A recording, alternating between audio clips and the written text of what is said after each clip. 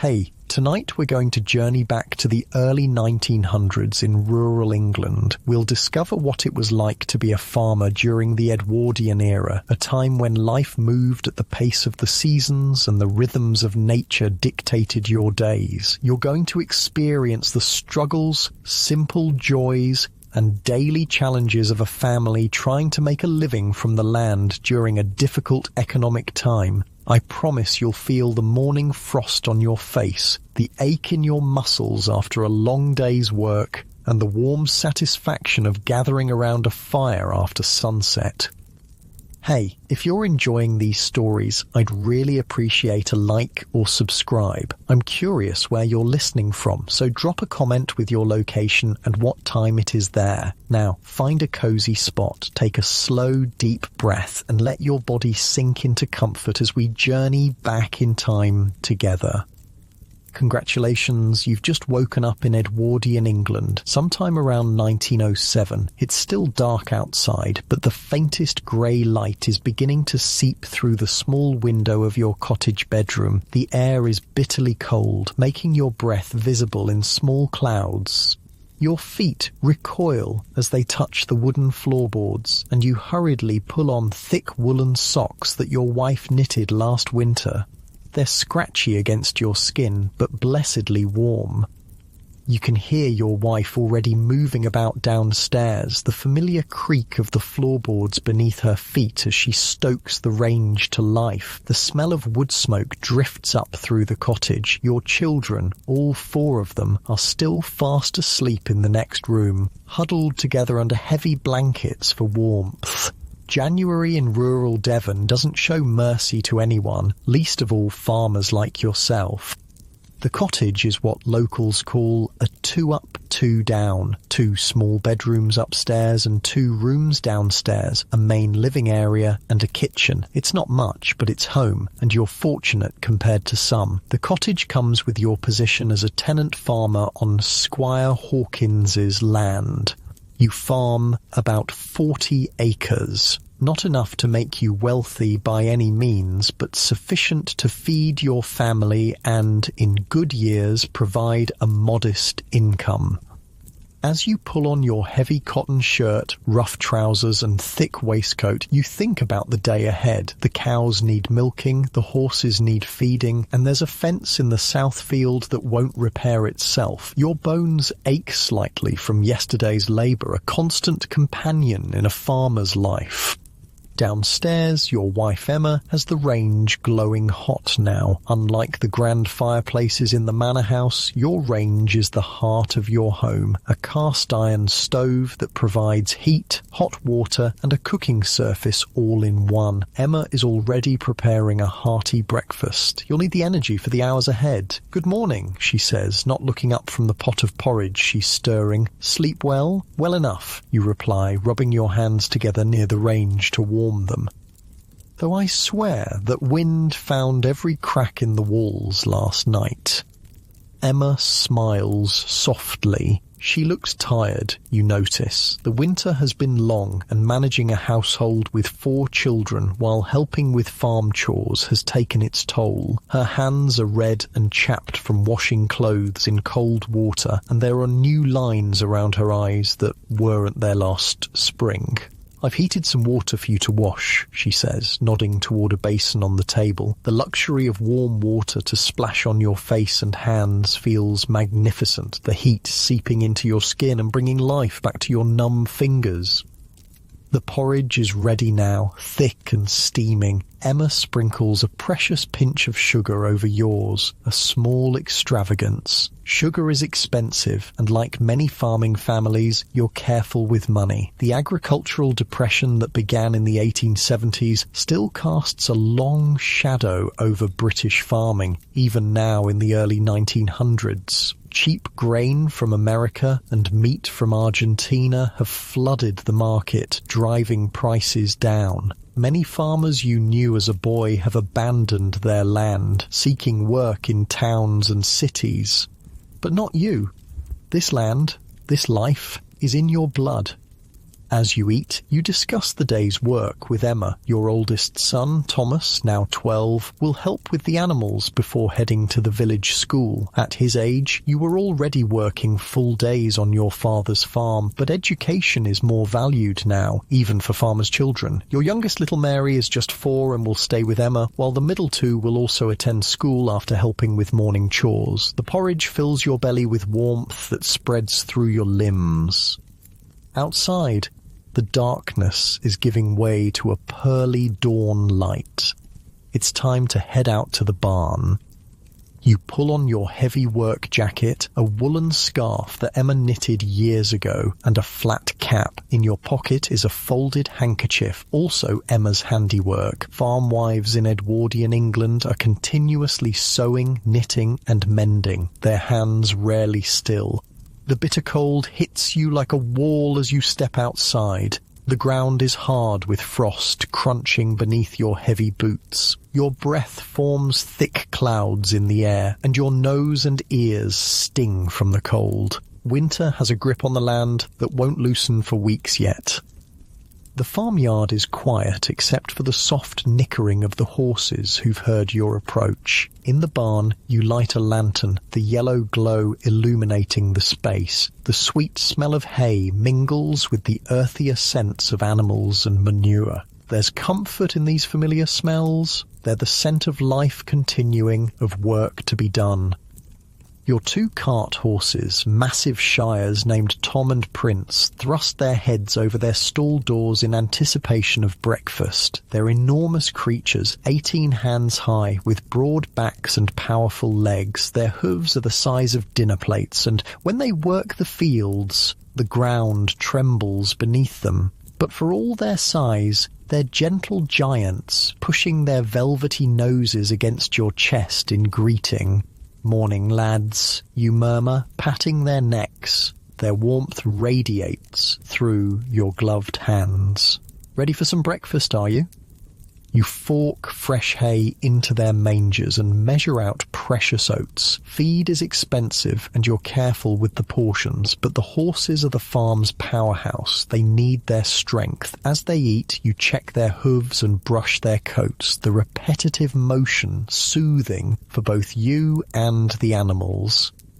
Next are the dairy cows, 6 of them, all waiting in their stalls with swollen udders. Milking is a twice-daily ritual that cannot be missed, regardless of weather or personal comfort. You sit on a small 3-legged stool beside the first cow, a docile Jersey named Buttercup, and place the metal pail beneath her. The familiar rhythm begins. Squeeze, pull, release, squeeze, pull, release, as the warm milk hisses into the bucket. The cow's body heat is welcome in the cold barn, and you lean your forehead against her flank as you work, taking comfort in her solid presence.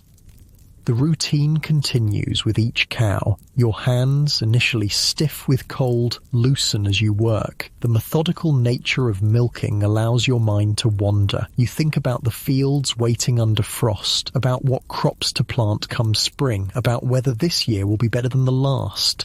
Farming is an act of perpetual hope, always planting for a future harvest, always believing that the next season will bring abundance.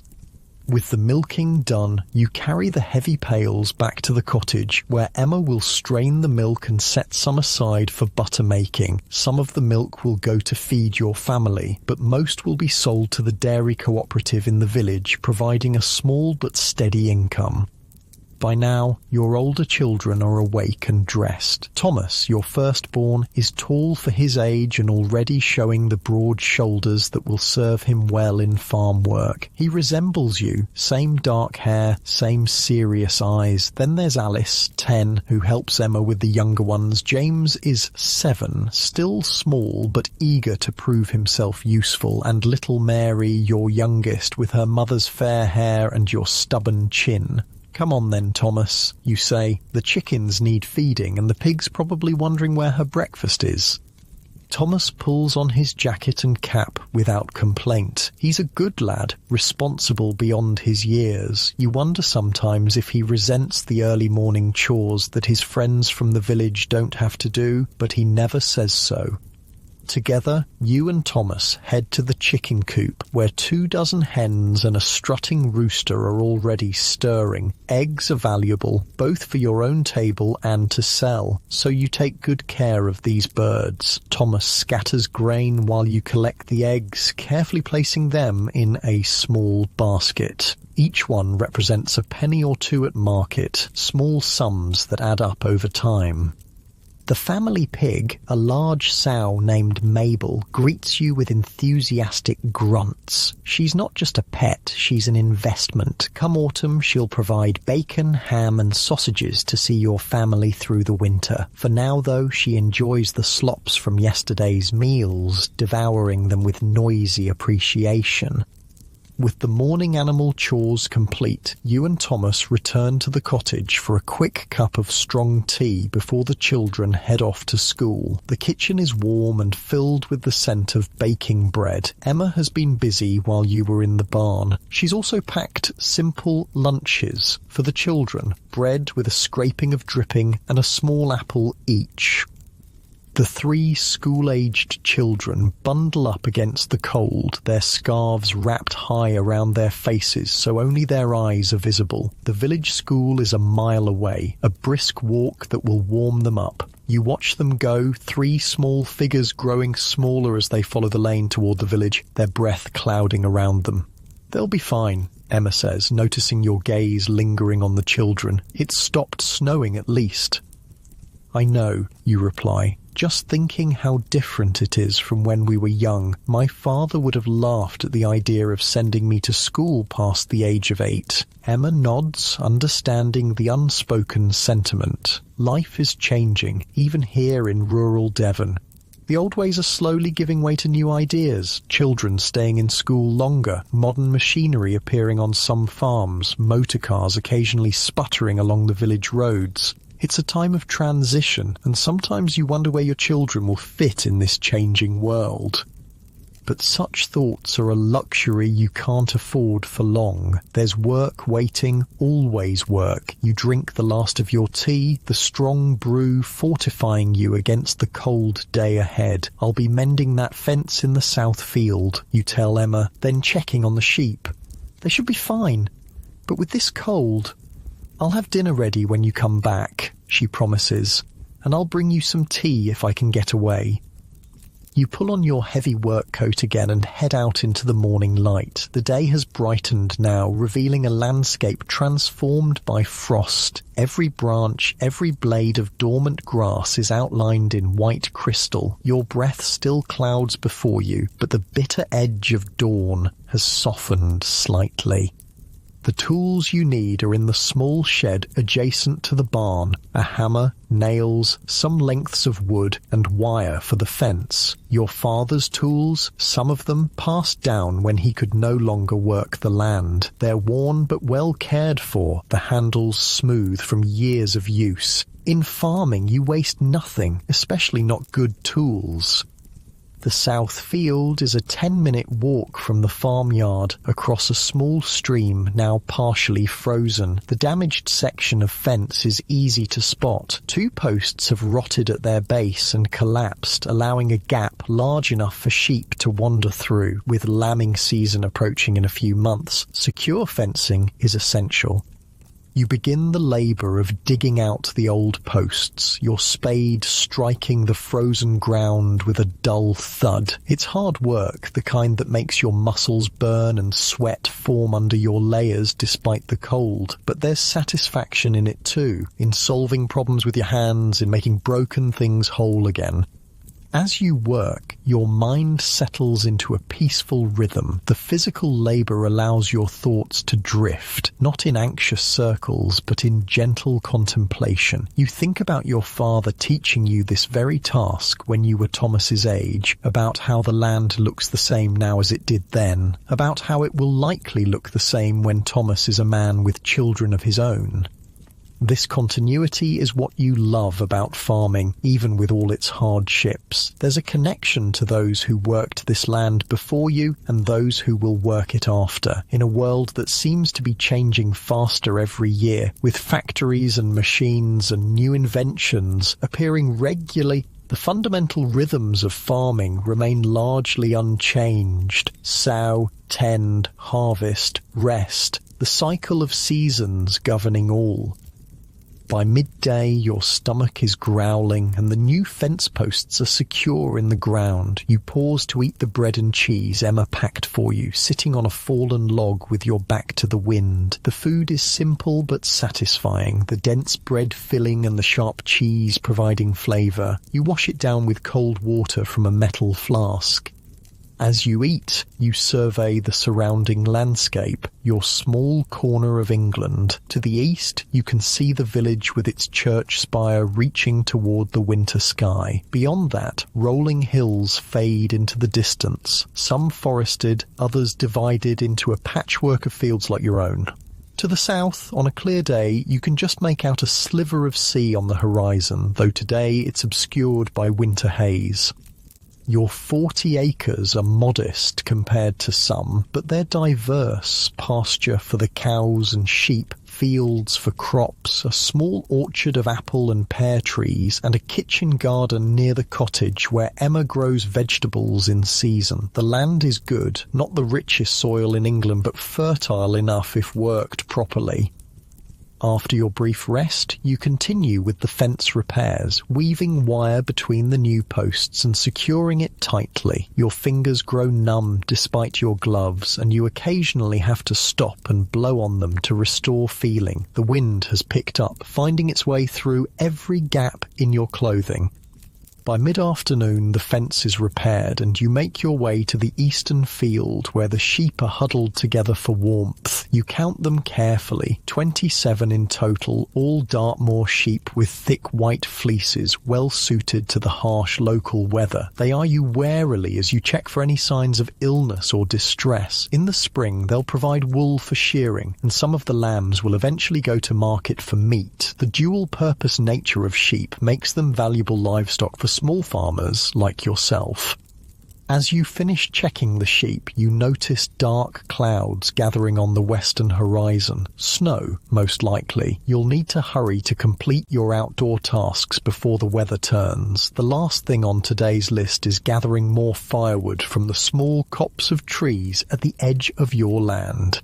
The axe swings in a smooth arc, the satisfying thunk as it bites into wood, sending vibrations up your arms. Each stroke brings you closer to warmth for your family. The firewood will feed the range that heats your cottage and cooks your food. It's direct, tangible work with immediate purpose.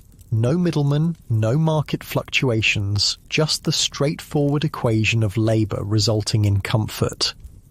You've been chopping for perhaps half an hour when the first snowflakes begin to fall, large, lazy flakes that land on your shoulders and melt into the wool of your coat. It's time to head back. You gather the split logs into a wheelbarrow and begin the journey home, the weight making your progress slow on the increasingly slippery ground. The snowfall thickens as you approach the cottage, the world growing quieter under its white blanket. There's a special stillness that comes with snow, a muffling of sounds that creates a sense of isolation, as if your farm is the only place that exists in the world. Through the cottage window you can see the warm glow of lamplight. Smoke rises from the chimney, pushed sideways by the wind. The sight of home, of shelter and warmth waiting gives your tired legs new energy for the final stretch. Emma meets you at the door, taking some of the firewood from your arms. "You're just in time," she says. "The children will be home from school soon, and the snow's getting heavier. Inside, the cottage is wonderfully warm after the biting cold outside. The range radiates heat, and something savoury bubbles in a pot on top. A stew made with root vegetables from your store, and a small amount of salted pork. The smell makes your stomach growl appreciatively.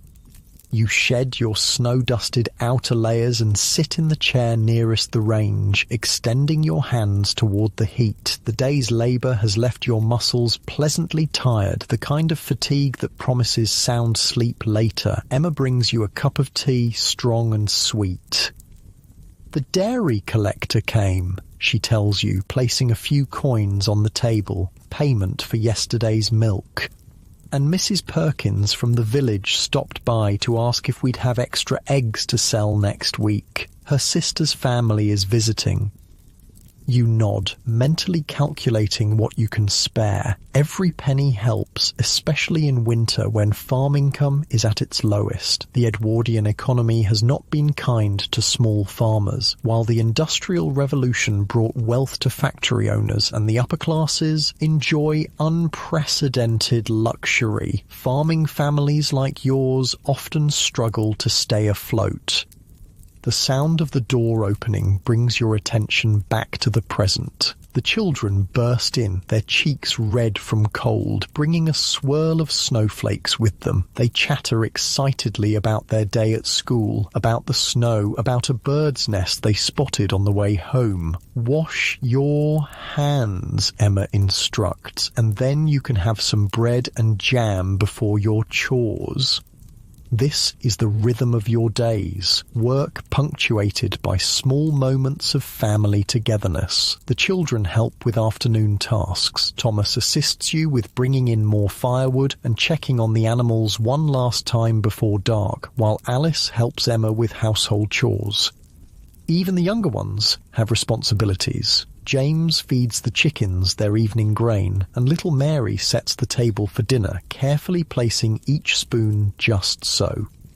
As darkness falls completely, the family gathers around the table for the main meal of the day. The stew is delicious, the vegetables tender and the broth rich. There's bread too, fresh baked by Emma, perfect for sopping up the last bits of gravy. You eat hungrily, replenishing the energy spent on physical labour throughout the day. Mealtime is when stories are shared. The children talk about school, what they learned, which friends they played with. Emma mentions village news picked up from Mrs. Perkins. You speak little, content to listen, but occasionally share observations about the livestock or the weather, things relevant to the farm's well-being. After dinner, there's a period of quiet activity before bed. Emma mends a tear in James's trousers while you carve a small wooden horse for Mary, adding to a collection of simple toys you've made over the years. Thomas reads from a book borrowed from the school library. He's the most scholarly of your children and devours any reading material he can find. Alice practices her knitting, her small fingers becoming more dexterous with each project. The snowfall continues outside, visible through the window as white flakes swirling in the darkness. Inside, the lamp casts a golden glow over your family, creating a warm island in the winter night. As the evening grows late, the children's eyelids begin to droop. The day's activities, school, chores, play, have tired them out. One by one, they wash up at the basin, change into night clothes and climb the narrow stairs to bed, with Emma following to tuck them in and perhaps tell a short story to the younger ones. Left alone downstairs, you bank the fire in the range, ensuring it will provide some heat through the night without needing constant attention. Through the floorboards, you can hear the murmur of Emma's voice as she speaks softly to the children, then the creak of the stairs as she descends. "They're all asleep already," she says, returning to her mending. "Even Thomas couldn't keep his eyes open." You nod, unsurprised. It's the fresh air and honest work. Does a body good. The two of you sit in companionable silence for a time, the only sounds the ticking of the clock on the mantel, the occasional pop from the range, and the whisper of Emma's needle through fabric. These quiet evening hours are precious, a time to rest before sleep, to prepare mentally for tomorrow's tasks. "What are you thinking about?" Emma asks eventually, noticing your thoughtful expression.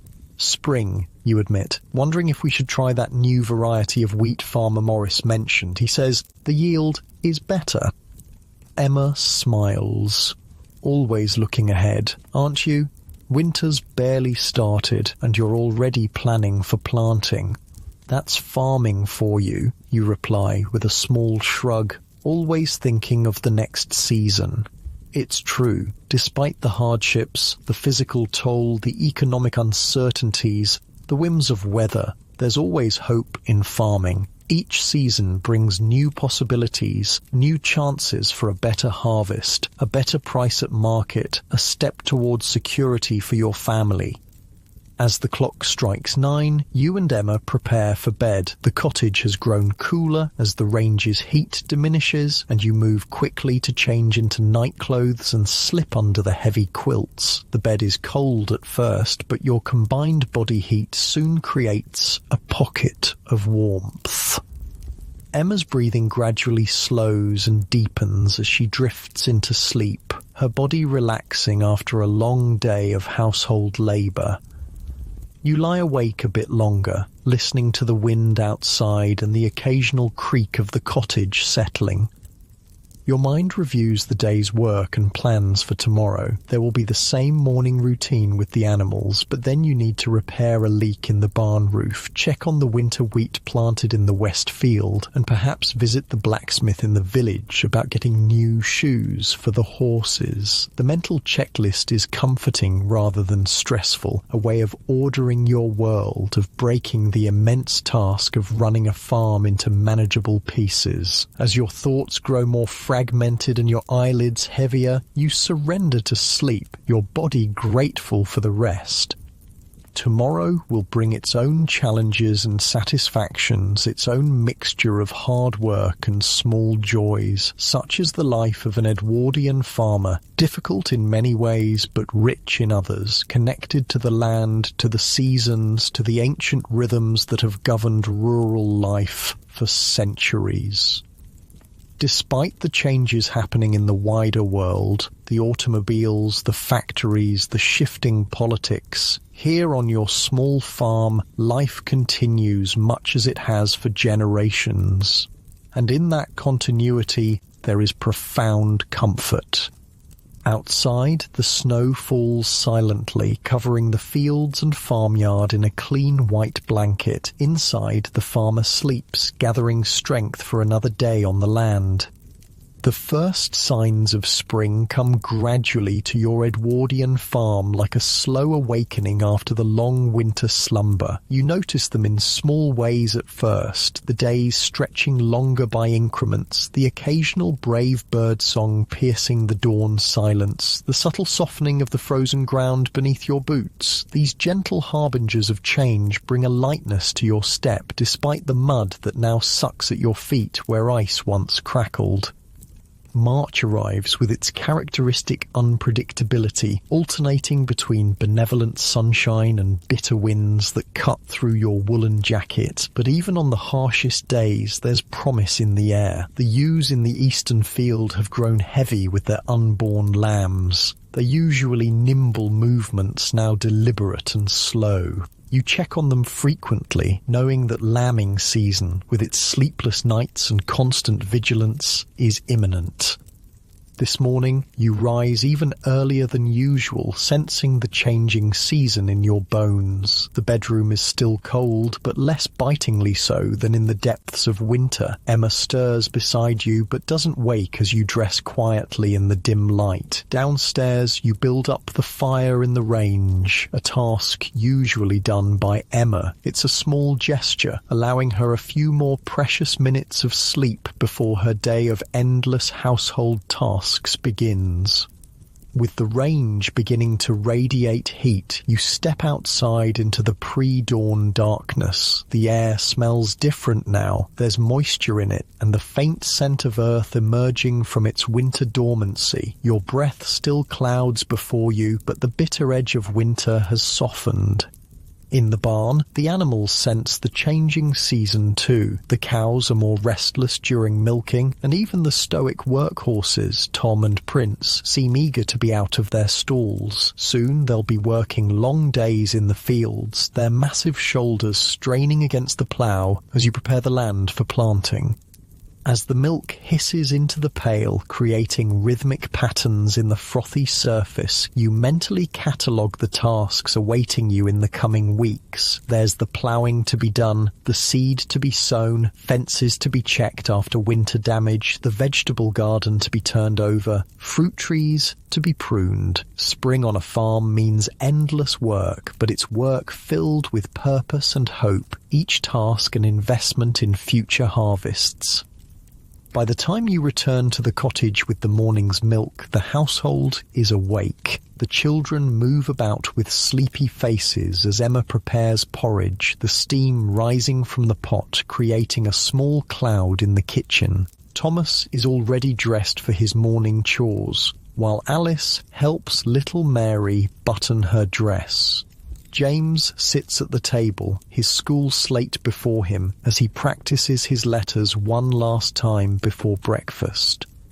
"Good morning," Emma says, accepting the pails of milk with a smile that doesn't quite hide the shadows of fatigue beneath her eyes. Winter is hard on everyone, but perhaps especially on farm wives who must maintain a household with limited resources while the world outside lies dormant.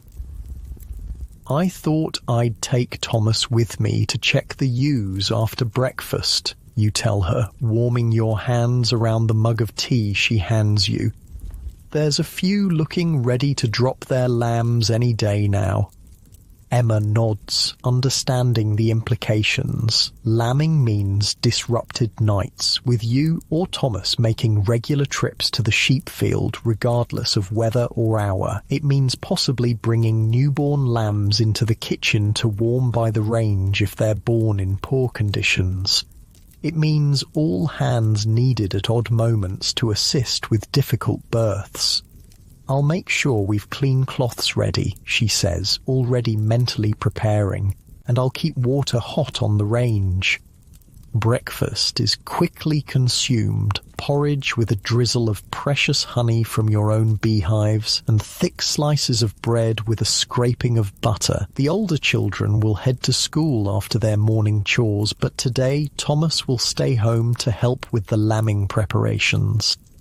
After breakfast, you and Thomas walk to the eastern field where the pregnant ewes graze. The morning has brightened now, the sun casting long, pale light across the landscape. Frost still glitters in shaded areas, but where the sun touches, tiny green shoots are beginning to emerge from the soil, the first tentative growth of spring.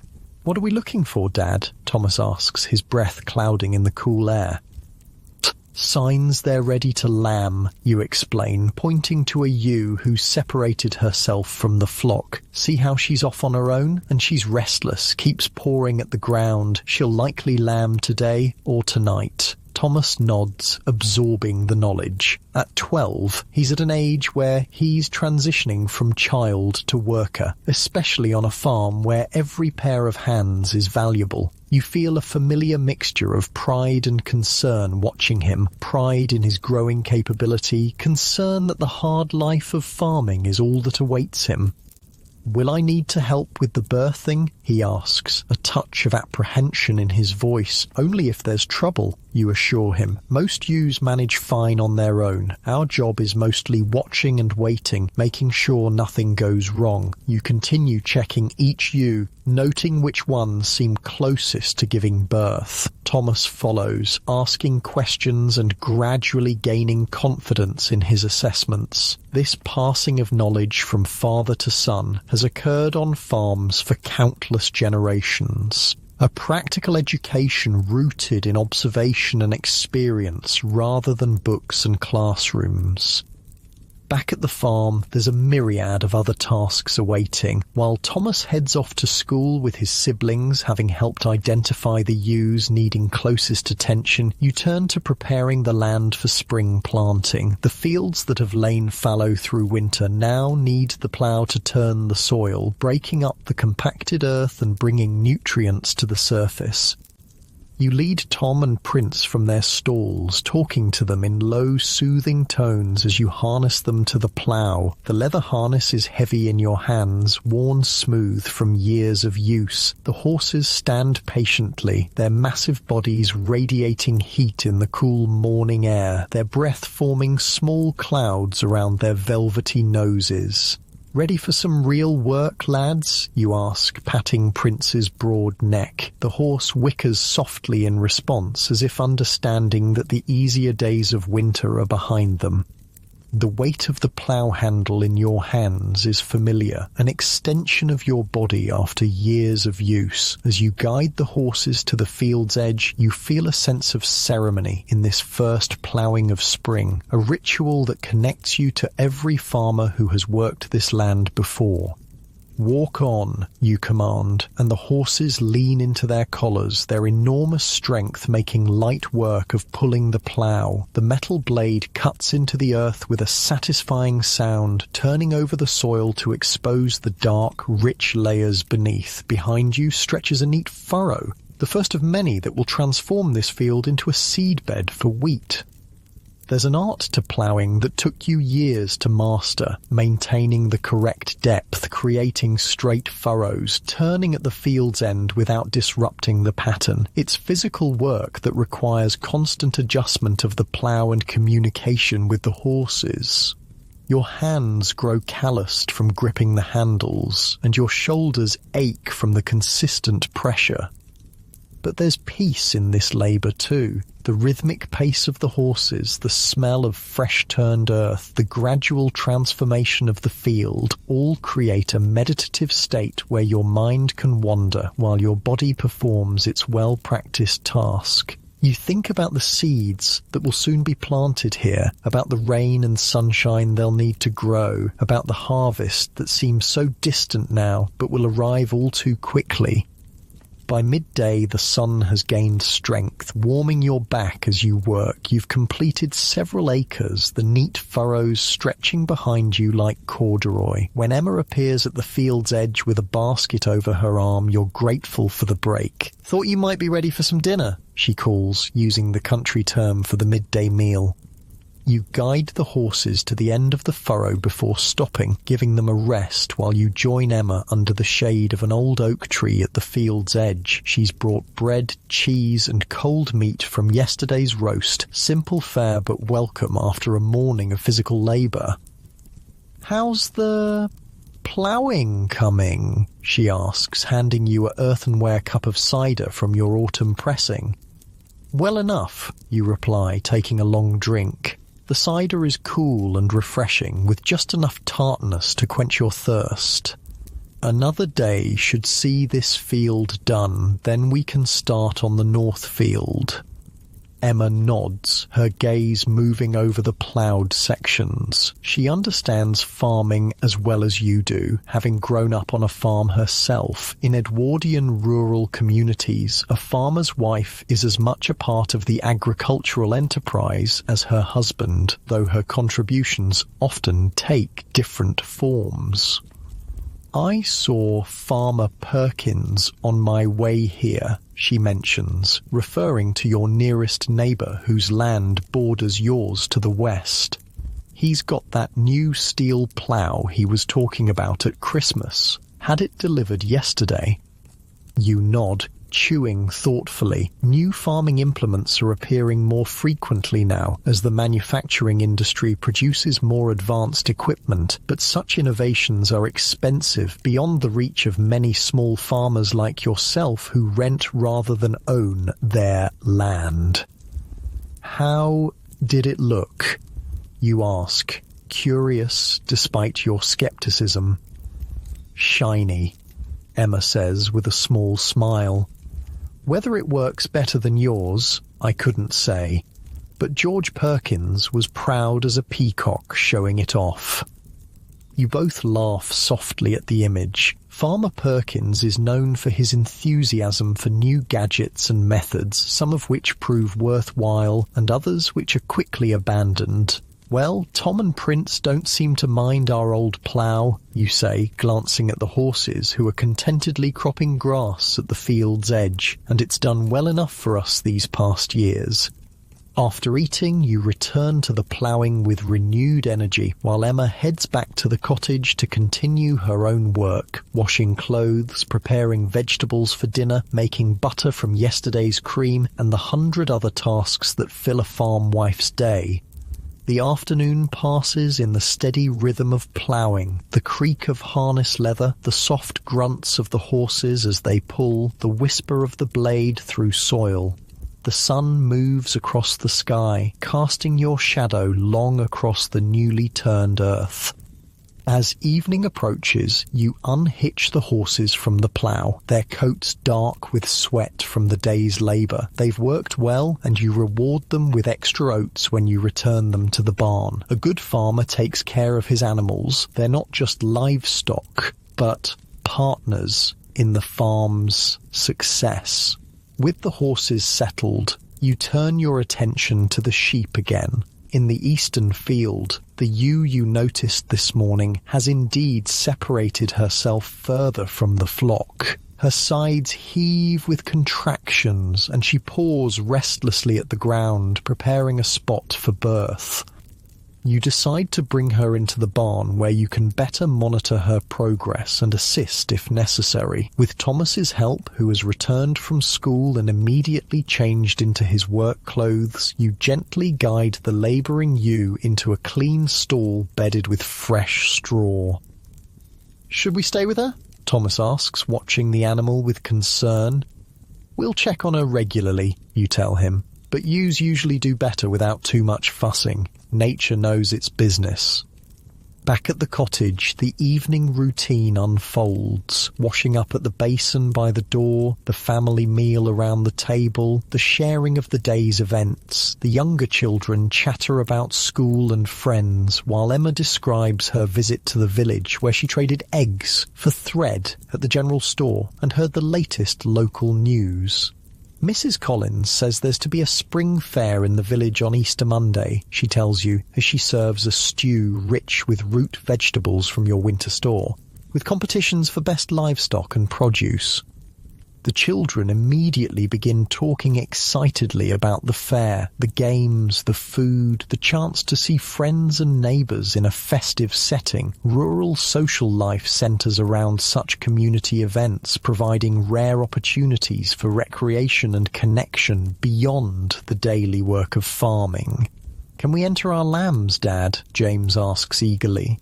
"We'll see," you reply, non-committal but not dismissing the idea. A prize at the fair would bring not just a small monetary reward, but also prestige, potentially increasing the value of your livestock when it comes time to sell. After dinner, while Emma supervises the younger children's preparations for bed, you and Thomas make another trip to the barn to check on the labouring ewe. In the lantern light, you can see she's progressed. The first signs of the lamb are visible now. "Look there," you say quietly to Thomas, pointing. "You can see the front hooves and nose emerging. That's good, means the lamb is positioned correctly." Thomas watches intently as the ewe strains, pushing the lamb further into the world with each contraction. There's no need for your intervention. The birth is proceeding normally. Within 20 minutes, the lamb slides completely free, a wet bundle of spindly legs and matted wool. The ewe immediately begins licking her newborn vigorously, cleaning away the birth fluids and stimulating the lamb's circulation. The lamb, initially motionless, soon begins to twitch and then struggle to rise on wobbly legs. "She knows exactly what to do," Thomas says with wonder in his voice. "Been happening this way since before people were around to watch," you reply, sharing his appreciation for the natural miracle unfolding before you. You stay long enough to ensure the lamb begins nursing, drawing the colostrum-rich first milk that will provide crucial antibodies. Then, satisfied that mother and baby are doing well, you and Thomas head back to the cottage, your breath visible in the cool night air, the stars brilliant overhead in the clear spring sky. The The next few weeks pass in a blur of activity as spring takes hold of the land. Lambing continues, with most births occurring without complications. The fields are ploughed and sown with wheat, barley and oats. In the kitchen garden, Emma plants rows of vegetables, potatoes, carrots, onions, peas and beans that will feed your family through the coming seasons. The orchard trees burst into blossom, their branches thick with white and pink flowers that attract bees from your hives. The sound of buzzing fills the air on sunny days as the industrious insects collect nectar, ensuring both pollination of your fruit trees and honey for your table. The pace of work is relentless, but there's joy in it too, the satisfaction of working in harmony with the seasons, of participating in the ancient cycles of growth and renewal. You rise before dawn and work until dusk, your body aching with honest fatigue at day's end.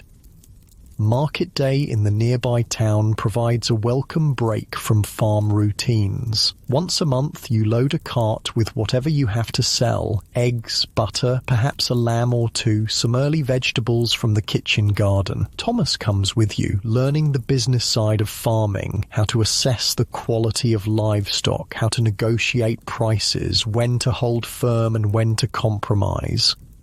The market square is bustling with activity, farmers with their produce, craftsmen selling tools and household goods, women with baskets of eggs or homemade preserves, livestock pens hold sheep, cattle and pigs waiting to be sold. The air is filled with the sounds of haggling, the lowing of cattle, the chatter of people catching up on news and gossip. You sell your goods for fair prices, not remarkable but adequate. Like most small farmers in Edwardian England, you operate on narrow margins, vulnerable to fluctuations in market prices and weather conditions. But today has gone well enough, and you allow Thomas to spend a penny on a sweet treat before you head home. On the cart ride back to the farm, with the town receding behind you, Thomas asks a question that's clearly been on his mind. "Dad, do you think I'll be a farmer too when I'm grown?" The question gives you pause. Farming is what you know, what your father taught you as his father taught him. But times are changing, and you're aware that many young people are leaving rural areas for opportunities in towns and cities. Factories offer steady wages without the uncertainties of farming. Offices need clerks who can read and write well, skills that Thomas is developing at school. "Do you want to be a farmer?" you ask, instead of answering directly. Thomas is quiet for a moment, considering. "I like working with the animals," he says finally, "and I like being outside instead of shut up in a classroom all day, but schoolmaster says I have a good head for figures, that I could find work in a bank or an office if I keep at my studies." You nod, feeling a mixture of pride in his abilities and a twinge of sadness at the thought of him leaving the farm. "You've time yet to decide," you tell him, "and whatever you choose, your mother and I will support you." As April gives way to May, the landscape transforms completely. What was barren and dormant just weeks ago now teems with life and colour. The fields are carpeted with new growth, the hedgerows dense with foliage and wildflowers. Lambs frolic in the pastures, their white coats bright against the green grass.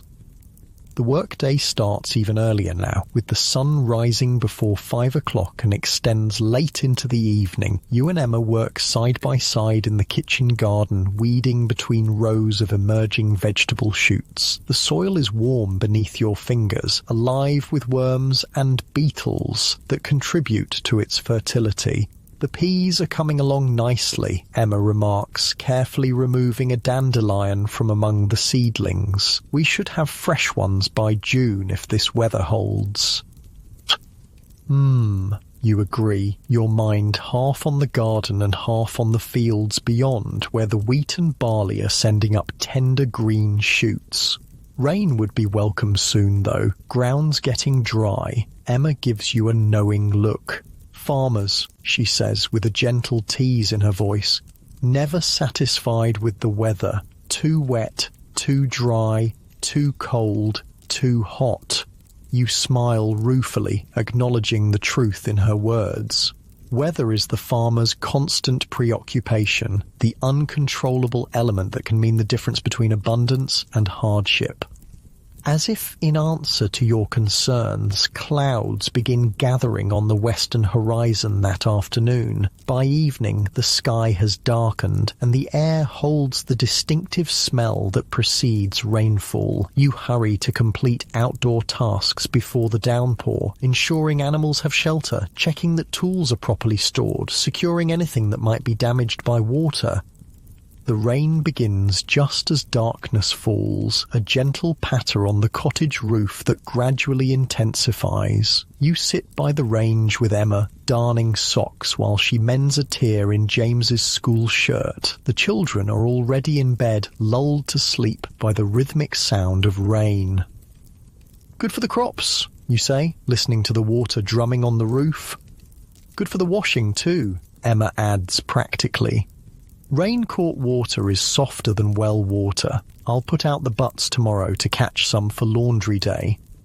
This is how decisions are made on your farm, a constant assessment of conditions, adjusting plans to work with rather than against the elements. There's wisdom in this flexibility, this willingness to bend with circumstances rather than break against them. The rain continues through the night and into the next day, a steady, soaking downpour that replenishes the soil without causing flooding. You use the wet day for indoor tasks, repairing harnesses, sharpening tools, sorting through seed packets for the next round of planting. By afternoon, the rain has tapered to a drizzle, and you venture out to check on the livestock. The farm is transformed by the rainfall, the colours more vibrant, the air fresher. Water drips from tree branches and collects in shining puddles that reflect the clearing sky. In the sheep pasture, the lambs seem unperturbed by the dampness, still engaging in their playful jumping and racing. They've grown quickly in just a few weeks, their bodies becoming less fragile, more substantial. By summer's end, some will be ready for market, a thought you push aside for now, focusing instead on their current health and vitality. The vegetable garden has responded well to the rain, the plants standing taller and greener than before. Emma's careful rows of carrots, onions and lettuces glisten with water droplets, promising future harvests for your table. In the fields, the grain crops have also benefited, the young plants drinking deeply of the moisture that will fuel their growth. As you complete your rounds of the farm, checking that all is well after the rainfall, you feel a deep satisfaction that transcends the constant challenges of farming life. This land, these 40 acres that you work but do not own, has become an extension of yourself, responding to your care and attention. The coming months will bring their own demands and rewards. Haymaking in June, harvest in late summer, apple picking in autumn. There will be setbacks and disappointments alongside successes, but for now, in this moment of perfect spring freshness after rain, you allow yourself to simply appreciate the beauty of your surroundings and the privilege of working in partnership with nature. The sun breaks through the clouds as evening approaches, casting golden light across the rain-washed landscape. You pause in your work to watch it set, aware that such moments of stillness are rare in a farmer's life, especially in spring when there's always more to be done than hours to do it. As darkness falls, you make your way back to the cottage where lamplight glows in the windows, where Emma and the children wait, where a simple meal and dry clothes and conversation about the day's events will round out another day on your Edwardian farm. The challenges of agricultural life in a changing economy remain. The competition from foreign imports, the rising costs, the uncertain future. But for now, there is this: land and sky, family and home, the ancient rhythms of rural life continuing despite the march of progress beyond your fields. In the cottage doorway, you pause to look back at your farm, now silvered by emerging moonlight. A fox barks in the distance, an owl calls from the old oak tree, and somewhere in the barn, a lamb bleats softly for its mother. These are the sounds of continuity, of life persisting through seasons and years and generations. You step inside, closing the door on spring darkness, moving toward the warmth and light of home. Summer arrives on your Edwardian farm not with sudden drama, but as a gradual intensification, longer days stretching toward their peak, the strengthening sun warming the soil deep beneath its surface, and the landscape shifting from the bright, tender green of spring to the deeper, more substantial hues of maturity.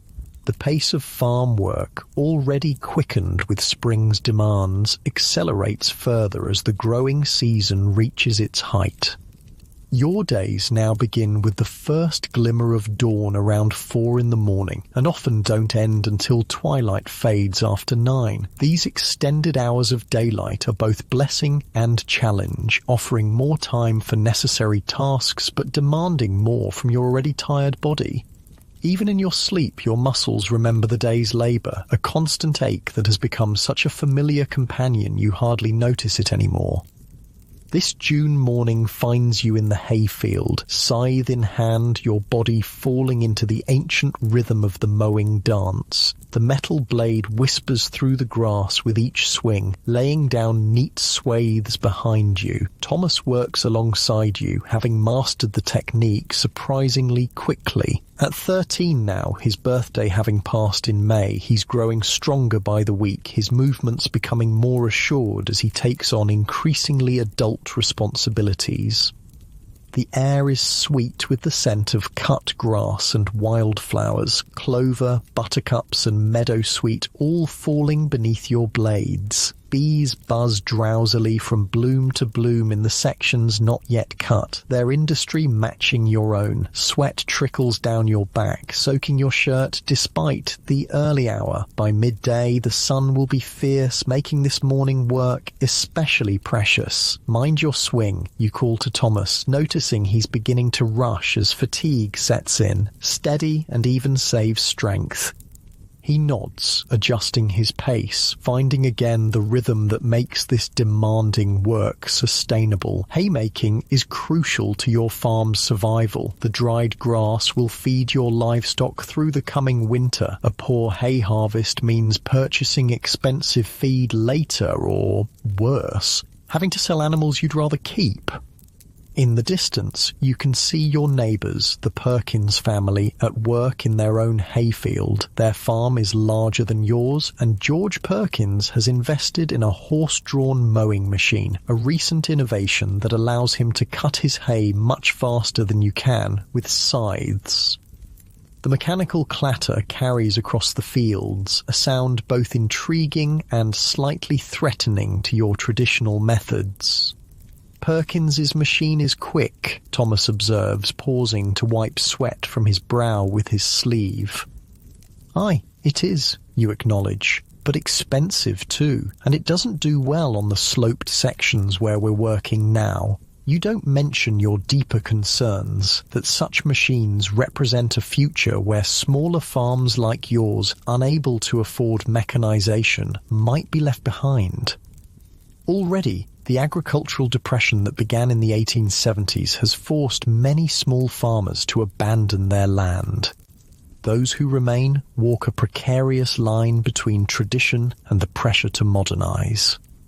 By mid-morning, Emma and the younger children arrive with refreshments, a stone bottle of cool cider, bread and cheese, and a few early strawberries from the kitchen garden. This brief rest is welcome, a chance to ease the strain in your back and arms before continuing.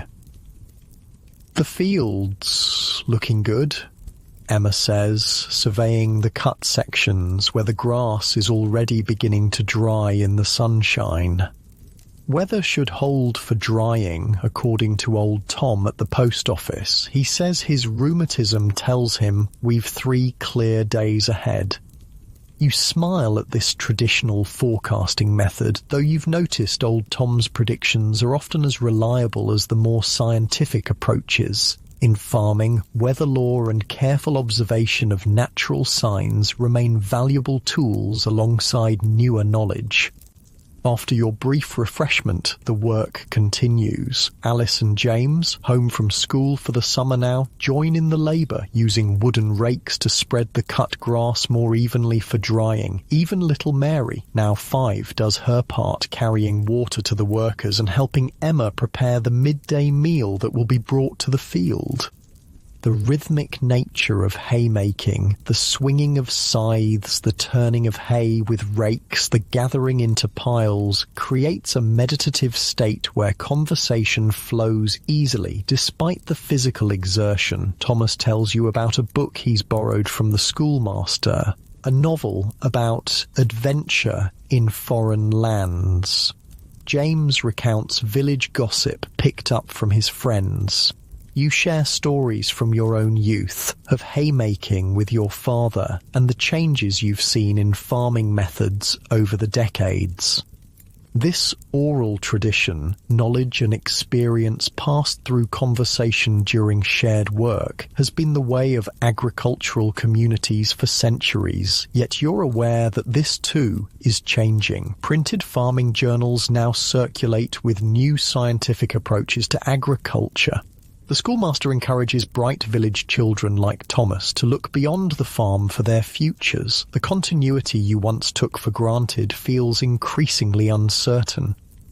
By evening, a significant portion of the hayfield has been cut, the grass laid out in even rows to dry in tomorrow's sunshine. Your arms ache from the repetitive motion of the scythe, and your shirt is stiff with dried sweat, but there's satisfaction in looking back at the day's progress, at the tangible results of your labour. The walk home is quiet, your family too tired for much conversation. The setting sun casts long shadows across the landscape, turning the remaining standing hay to gold and the cut sections to silver. Swallows dart above the fields, catching insects in the evening air, their aerial acrobatics, a reminder of the natural world's grace that surrounds your working life. Supper is a simple affair. Vegetable soup with dumplings and bread still warm from Emma's baking. Despite your exhaustion, you eat heartily, replenishing the energy spent during the day's work. The children, usually lively at mealtimes, are subdued tonight, the physical demands of haymaking having drained their usual exuberance. Early to bed, Emma announces, seeing eyelids beginning to droop around the table. Tomorrow will be another long day. No one protests, not even Thomas, who has recently begun to assert his approaching adulthood in small acts of independence. Tonight, the wisdom of adequate rest before hard labour is self-evident. Sleep comes quickly, your body surrendering to fatigue as soon as your head touches the pillow. Yet, even in slumber, your farmer's mind remains partly alert, attuned to the possibility of weather changes that might threaten the cut hay lying vulnerable in the fields. The next 3 days follow a similar pattern, rising with the dawn, working through the long daylight hours, falling into exhausted sleep at day's end. The weather holds, allowing the cut hay to dry thoroughly. On the 4th day, you begin the process of gathering it into haystacks, creating the distinctive conical shapes that will dot your fields until the hay is needed in winter. Building a proper haystack is an art form requiring both experience and precision. The hay must be stacked around a central pole, gradually tapering upward to shed rain. Each forkful must be placed just so, creating a structure that will remain stable through autumn storms and winter snow. Thomas and James work alongside you, passing pitchforks of dried grass up to where you stand on the growing stack, carefully arranging each addition. "Pack it tighter there," you instruct Thomas, pointing to a section that seems too loose. "Remember, we want it to shed water, not catch it." The smell of the dried hay is intoxicating, sweet and earthy and reminiscent of sunshine. It clings to your clothing and skin, a pleasant aroma that will linger for days. Bees and butterflies occasionally emerge from the hay as you disturb their temporary resting places, buzzing or fluttering away in search of new shelters. By sunset, 3 substantial haystacks stand in your field, representing security for the coming winter. There's more hay to be cut and dried in the days ahead, but this first successful gathering feels like a significant achievement. As your family walks back to the cottage in the fading light, there's a collective sense of accomplishment despite the bone-deep weariness. The haymaking continues through the following week, interspersed with other essential summer tasks, tending the vegetable garden, checking on the growing grain crops, maintaining the fruit trees in the small orchard. The sheep need shearing too, their heavy winter coats becoming uncomfortable in the summer heat. Shearing day brings its own rhythms and traditions. You set up in the barnyard, with Thomas and James helping to catch and bring each sheep to where you sit with the hand shears. It's skilled work that you learned from your father, requiring both strength and delicacy, removing the wool in one continuous fleece without nicking the sheep's skin. The lanolin from the wool coats your hands, making them soft despite the rigors of farm work. The distinctive smell of sheep, a musky animal scent intensified by summer heat, fills the barnyard. Each animal, relieved of its heavy coat, bounds away looking strangely diminished, almost comical in its nakedness. Emma and Alice gather the fleeces, rolling them properly and storing them in sacks. Later, some will be sold to the wool merchant who travels through the rural districts each summer, while Emma will keep some for spinning during the quieter winter months. The money from the wool sale is modest but welcome, a small addition to the farm's income that might purchase new shoes for the children or replenish household necessities.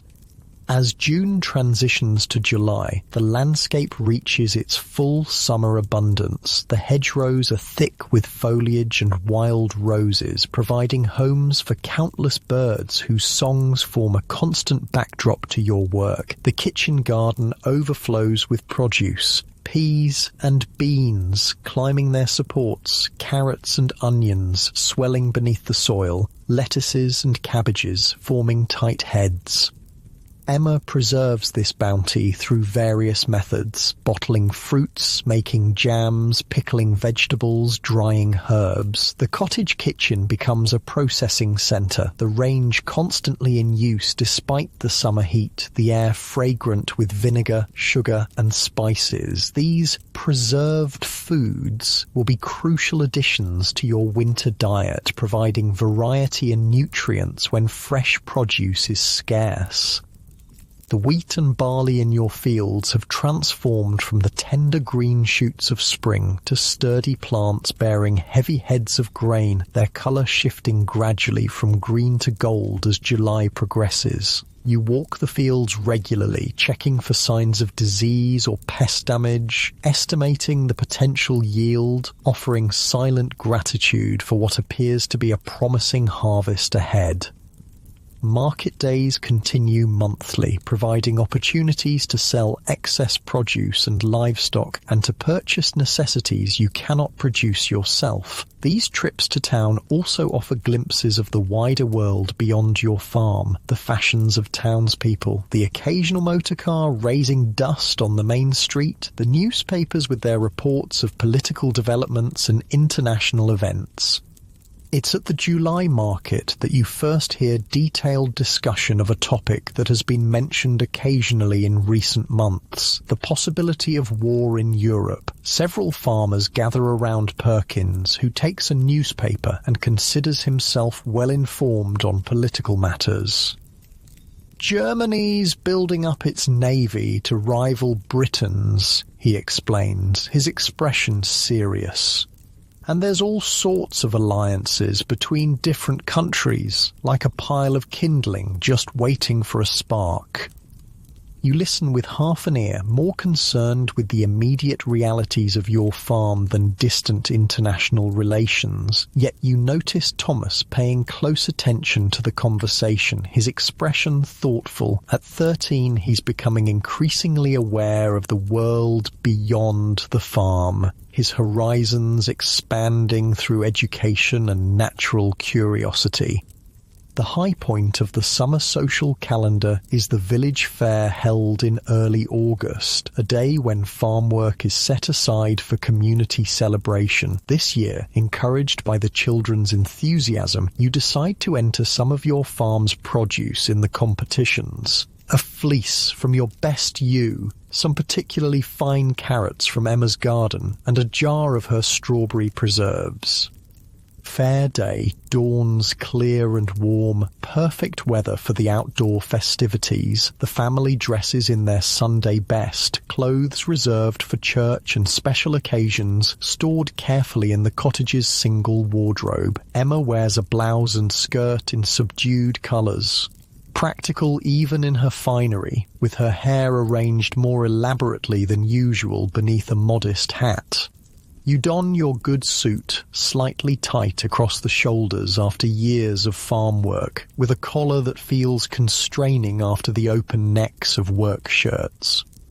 The children are scrubbed to unprecedented cleanliness, their hair slicked down with water, their faces shining with excitement. Thomas, in particular, seems to have grown overnight, his wrists extending beyond his jacket sleeves, a sign that new clothes will soon be needed, an expense you mentally add to the farm's necessities. The village green has been transformed with bunting and stalls, a small brass band playing cheerful tunes, and various competitions and games arranged around the perimeter. Farmers from throughout the district have brought their best livestock and produce, creating an impressive display of rural productivity. Your family separates upon arrival, drawn to different attractions. Emma takes Mary to admire the handicrafts, quilts, embroidery, knitted items, while James heads straight for the games where village boys are testing their skill at throwing rings over posts. Thomas lingers near a demonstration of a small steam engine, fascinated by the mechanical marvel. You make your way to the livestock pens where sheep, cattle and pigs are being judged. It's an opportunity to assess other farmers' stock, to exchange information about breeding and feeding methods, to maintain the connections that form the backbone of rural community. Fine-looking lambs you've got this year, comments Farmer Wilson, an elderly man who has worked his land for over 5 decades. Good confirmation on that ram lamb particularly. You acknowledge the compliment with a nod, pleased by the recognition from someone whose opinion carries weight in farming circles. Such moments of professional validation are rare but deeply satisfying. The judging proceeds through the morning with good-natured competition and occasional dispute about the decisions. Your fleece receives a commendation, though not a prize, while Emma's strawberry preserves wins second place in their category, earning a small rosette she'll display proudly on the cottage mantelpiece. The highlight of the fair is the communal midday meal, where trestle tables arranged on the green are laden with food contributed by village families. The abundance is impressive. Pies, hams, salads, breads, cakes and puddings, creating a feast that contrasts with the usual simple fare of working days. Your family gathers with neighbours and friends, sharing food and conversation in the August sunshine. The harvest is the main topic of discussion, when it will begin in earnest. Predictions about yields, concerns about weather in the crucial weeks ahead, but there's lighter talk too. Jokes and stories, updates on family members who have moved away, gentle gossip about village affairs. This sense of community, of belonging to a place and its people, is one of the compensations for the hardships of rural life. Despite the economic challenges facing small farmers, despite the uncertainties of agriculture in a changing world, there remains this foundation of shared experience and mutual support. As afternoon progresses, the fair's activities continue with races for children, displays of traditional rural skills, and music for dancing on a wooden platform erected for the occasion. You watch as Thomas awkwardly asks a neighbour's daughter to dance, his face flushed with nerves, taking his first steps into the adult social world. Emma, sitting beside you on a bench in the shade of an old oak tree, follows your gaze and smiles. "He's growing up," she says softly. "They all are." There's a wistfulness in her voice that echoes your own feelings, pride in your children's development mingled with awareness of how quickly childhood passes, especially in rural communities where adult responsibilities come early. The fair continues until evening, concluding with the awarding of the grand prizes for best livestock and produce. As darkness falls, lanterns are lit around the green, creating pools of golden light in which families gather before beginning their journeys home. Your own family walks back to the farm under a sky brilliant with stars, the children tired but happy, carrying their small prizes and treats. The day of leisure has been refreshing, a necessary break from constant labour, but tomorrow the work will resume, the endless cycle of tasks that farming demands. August progresses, the heat sometimes becoming oppressive, particularly during the midday hours. You adjust your working schedule, beginning even earlier, and taking a longer rest during the hottest part of the day before continuing until dusk. The grain in your fields has ripened fully now, the heads heavy and golden, bending slightly under their own weight. Harvest is approaching, the most crucial and demanding period in the farming year. The timing must be perfect, the grain cut when fully ripe but before any storms can damage it. You watch the sky constantly, reading the clouds, feeling the direction of the wind, making daily assessments of the crop's readiness.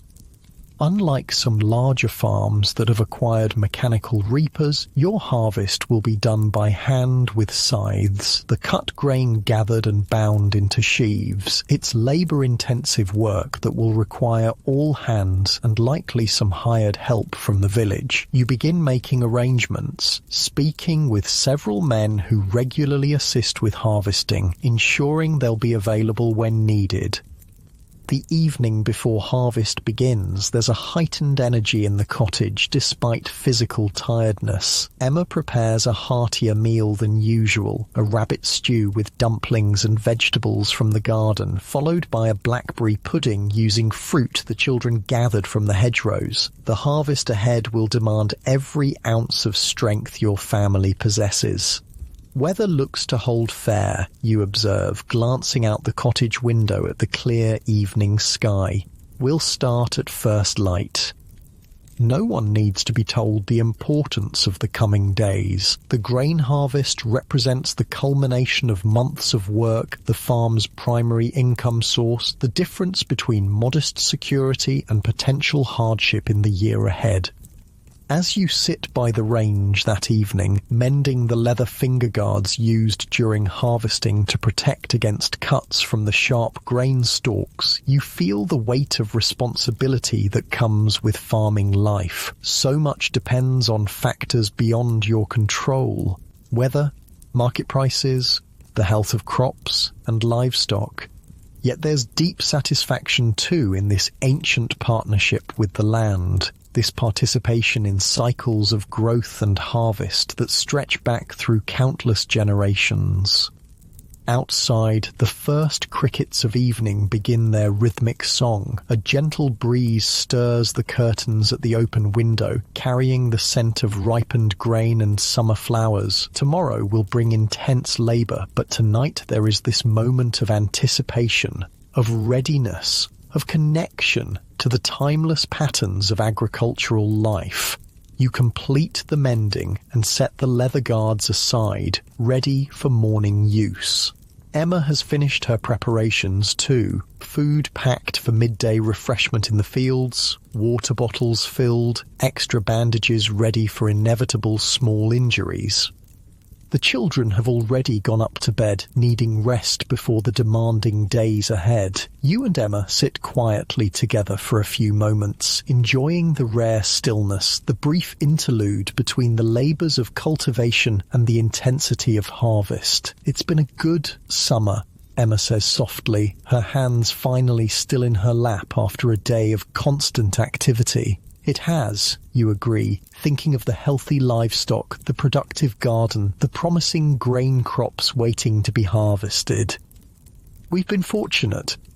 In this acknowledgement lies a farmer's perpetual awareness that good fortune can change quickly, that next year might bring drought or disease or falling prices, but there's no point dwelling on potential difficulties. For now, there is this, the satisfaction of a summer well worked, the anticipation of harvest, the gentle companionship of decades shared with the woman beside you. As you bank the fire for the night and prepare for bed, you take a moment to step outside into the darkness. The night air is cooler now, hinting at the autumn that will follow harvest. Stars crowd the sky above your farm, the same stars that have guided agricultural work since humans first began cultivating the land. Tomorrow the scythes will swing, the grain will fall, the great work of gathering will begin. But for this moment, standing in the stillness of a summer night, you simply exist in the perfect intersection of past, present, and future that farming represents. Honouring ancient knowledge, attending to current needs, preparing always for seasons yet to come. With this thought, you return inside to rest, gathering strength for the harvest dawn. Harvest dawn arrives with a particular quality of light, golden, expectant, almost reverent. You rise in darkness, but by the time you step outside, the eastern sky has brightened to a luminous peach colour that gradually deepens to blue overhead. Dew lies heavy on the grass, soaking your boots as you cross the farmyard. The air is perfectly still, holding its breath for the momentous work ahead. The tools of harvest wait ready in the barn, scythes freshly sharpened, their blades gleaming, wooden rakes with smooth worn handles, canvas sheets for collecting grain, leather finger guards to protect against cuts. Your family gathers silently, everyone aware of the gravity of the day. Even little Mary, at 5, understands that harvest is different from ordinary farm work. It is the culmination of the year's efforts, the realization of hopes planted months ago. Thomas and James carry the scythes, while you shoulder a water barrel that will be positioned at the field's edge. Emma and Alice follow with baskets containing food for the day: bread, cheese, cold meat, apples, and bottles of home-brewed small beer, less potent than regular ale and suitable for quenching thirst during labour.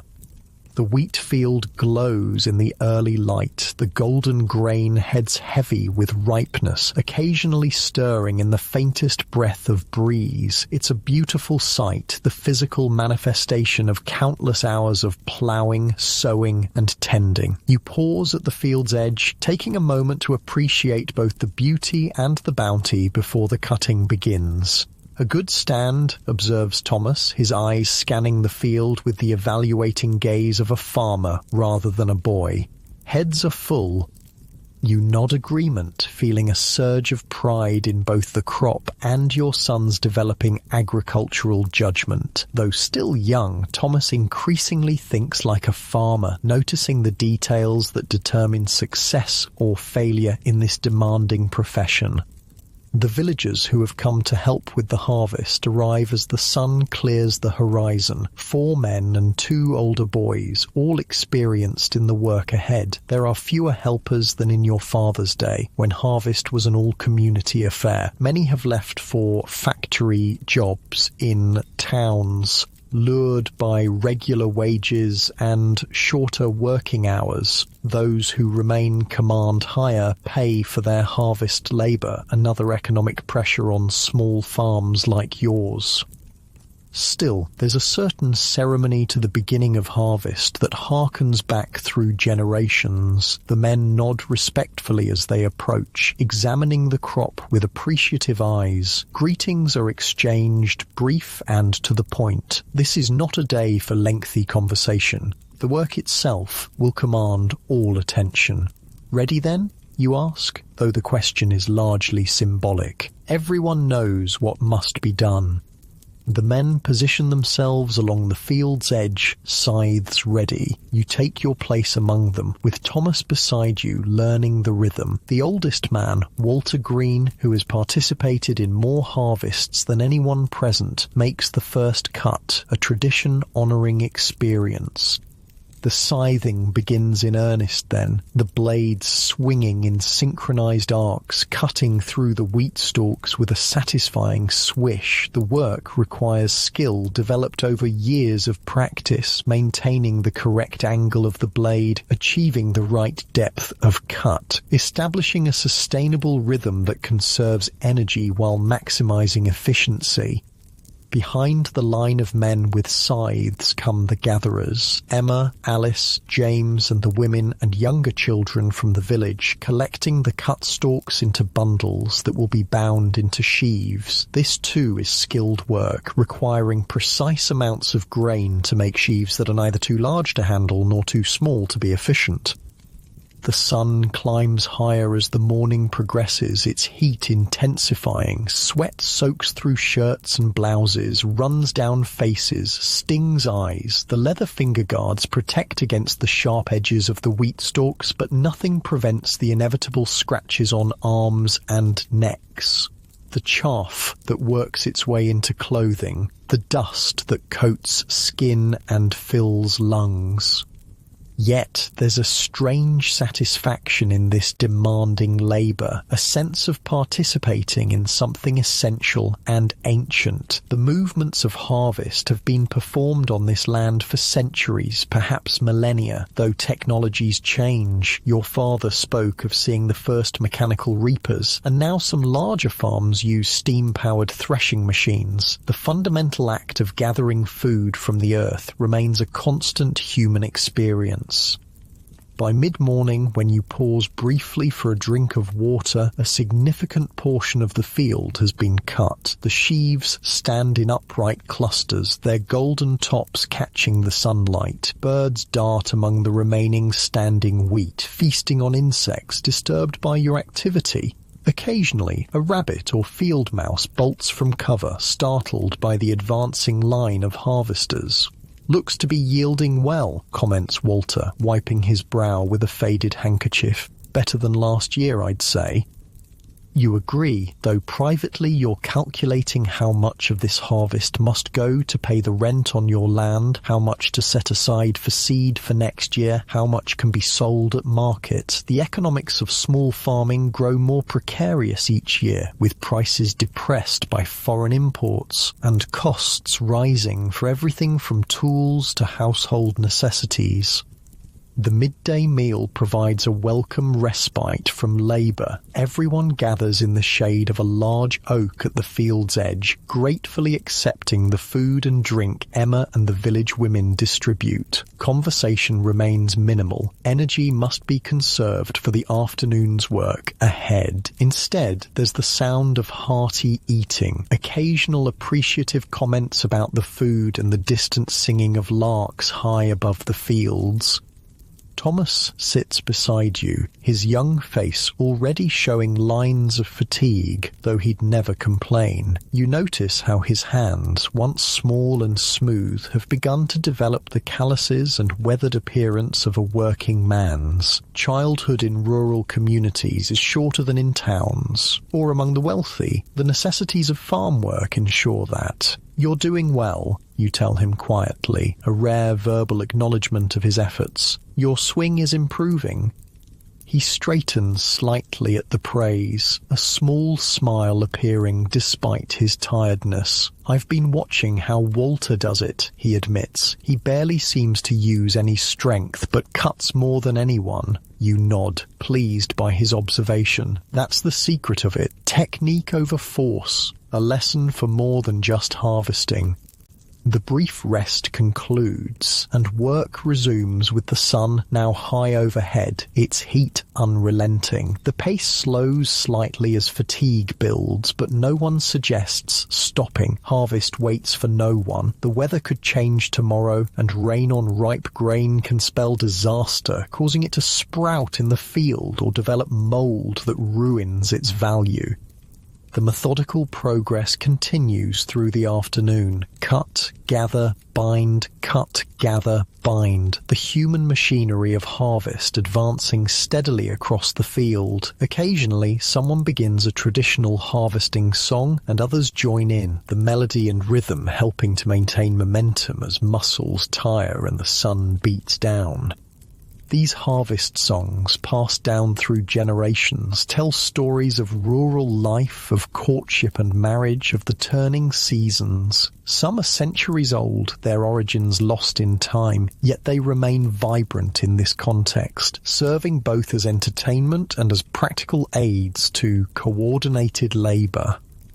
By evening, when the sun begins its descent, casting long shadows across the remaining uncut wheat, approximately half the field has been harvested. It's good progress, though another full day of work lies ahead. The sheaves stand in ordered rows like sentinels, testifying to the day's accomplishment.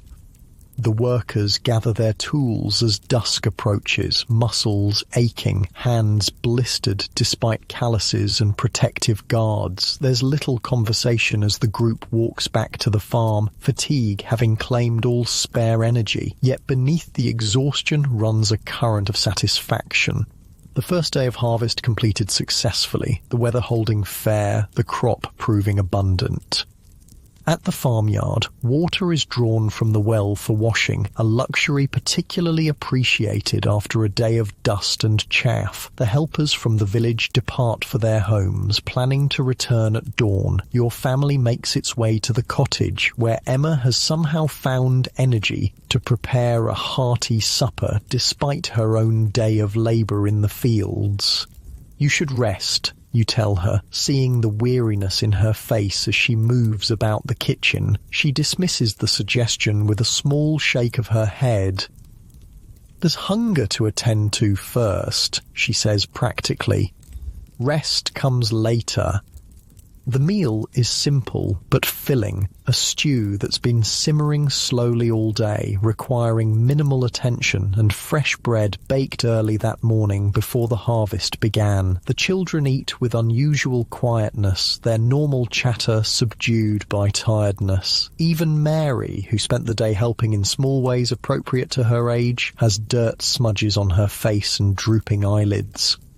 After eating, there's only energy for essential preparations for the next day, checking tools, setting out clothes, ensuring water barrels are filled. By the time darkness falls completely, the entire household has surrendered to sleep, bodies recovering for tomorrow's continuation of the harvest.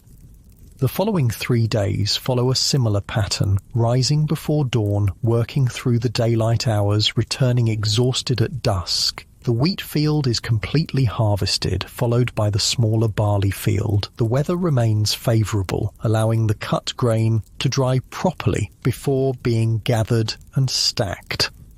The next phase of harvest involves transporting the sheaves to the barn for threshing, the separation of grain from stalks. In earlier times, and still on some farms, this would be done by hand with flails, a laborious process of beating the dried wheat to release the kernels.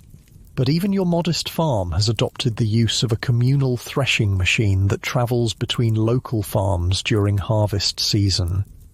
The machine arrives drawn by a steam traction engine, a massive, intimidating contraption of metal and power that represents the industrialization gradually transforming agriculture. The engine driver, blackened with coal dust and oil, has the confident demeanor of a specialist, a man whose technical knowledge sets him apart from traditional farm workers. "Morning," he nods, expertly maneuvering the engine into position near your barn. "Looks a good crop you've got." The threshing machine is positioned carefully, belts connected to the steam engine that will power it. The process requires coordination and specialized roles, feeding sheaves into the machine, managing the straw output, bagging the separated grain, maintaining the engine's fire and pressure. You organize your family and several village helpers around the machine, assigning tasks according to strength and experience. Thomas works alongside you, feeding sheaves into the thresher's hungry maw, while Emma and Alice manage the collection of grain into sacks. James keeps the younger children away from the dangerous moving parts, while still allowing them to observe this exciting annual event. The noise is tremendous once the machine begins operation. The hissing of steam, the clattering of metal mechanisms, the rumble of turning wheels and shafts. Conversation becomes impossible, except through shouted fragments and hand gestures. The air fills with dust and chaff that coats everything and everyone, working its way into clothing, hair, even eyelashes, despite scarves tied over noses and mouths for protection. Yet there's an undeniable efficiency to the process. What would take weeks of hand threshing is accomplished in a day. By sunset, your entire harvest has been processed. The grain safely stored in sacks in the barn, the straw stacked for winter animal bedding, the chaff collected for various farm uses. The engine driver and his assistant are paid from precious farm funds, another expense in the complex economics of agriculture. But the time saved justifies the cost, allowing you to move more quickly to other pressing autumn tasks. After the intensity of grain harvest comes the gathering of orchard fruits, apples and pears from the small cluster of trees near the cottage. This is lighter work, but still time-sensitive, as windfalls must be collected promptly before they spoil, and the best fruit picked at perfect ripeness. Emma orchestrates this harvest, directing the children in careful picking and sorting. The finest apples and pears will be stored in the cool darkness of the root cellar, laid out on straw-covered shelves where they'll keep through winter. Others will be preserved as jam or sauce, dried in slices, or pressed for cider. The apple pressing is a festive occasion, less pressured than grain harvest, though no less important to the farm's self-sufficiency. You set up the wooden press in the farmyard, a hefty contraption of beam and screw that squeezes juice from pulped fruit. The children take turns cranking the mechanism, delighting in the streams of sweet juice that flow into waiting buckets. Some of this juice will be consumed fresh, a rare treat. Most will ferment in barrels over the coming months, transforming into cider of varying strengths, from mild scrumpy for everyday drinking to stronger brews reserved for special occasions. In rural Devon, cider is more than just a beverage. It's a cultural tradition, a social lubricant, and for many farm families, a safer alternative to potentially contaminated water. As September progresses toward October, the landscape begins its autumn transformation. The wheat and barley stubble in the harvested fields glows golden in the increasingly slanted sunlight. Hedgerows blaze with berries, sloes, blackberries, rosehips, hawthorn, providing food for birds and opportunities for foraging. Trees at the farm's boundaries show hints of yellow and red among their green leaves. The pace of work shifts after the main harvest, but doesn't slacken. There's the potato crop to dig, a family affair with everyone from oldest to youngest participating. Unlike grain farming, which has seen increasing mechanization, potato harvesting remains stubbornly manual on small farms, requiring backs bent and hands in soil, searching for the earth's buried treasures. You work your way methodically along the rows, using a fork to loosen the soil, then searching through the dirt for the tan-coloured tubers. Thomas and James compete to find the largest potato, holding up impressive specimens for comparison, while Mary delights in discovering tiny baby potatoes overlooked during the main harvest. The potatoes are sorted as they're gathered, the largest and most perfect for storage, medium-sized for immediate use, damaged ones for prompt consumption, and the smallest for replanting next spring. By day's end, several sacks stand filled, representing a crucial component of your family's winter sustenance. The root vegetables follow: carrots, parsnips and turnips pulled from the soil and topped, their leafy greens fed to livestock. Onions and garlic are harvested and hung in net bags from barn rafters to dry. Pumpkins and squashes are cut with their stems intact to improve storage life, then arranged on shelves in the cool pantry. Emma's careful garden planning ensures a succession of vegetables well into autumn: late cabbages, Brussels sprouts that improve with frost, leeks that will stand in the ground through winter, kale that provides green leaves when little else grows. This garden productivity, often overlooked in calculations of farm output, is vital to your family's nutrition and economy.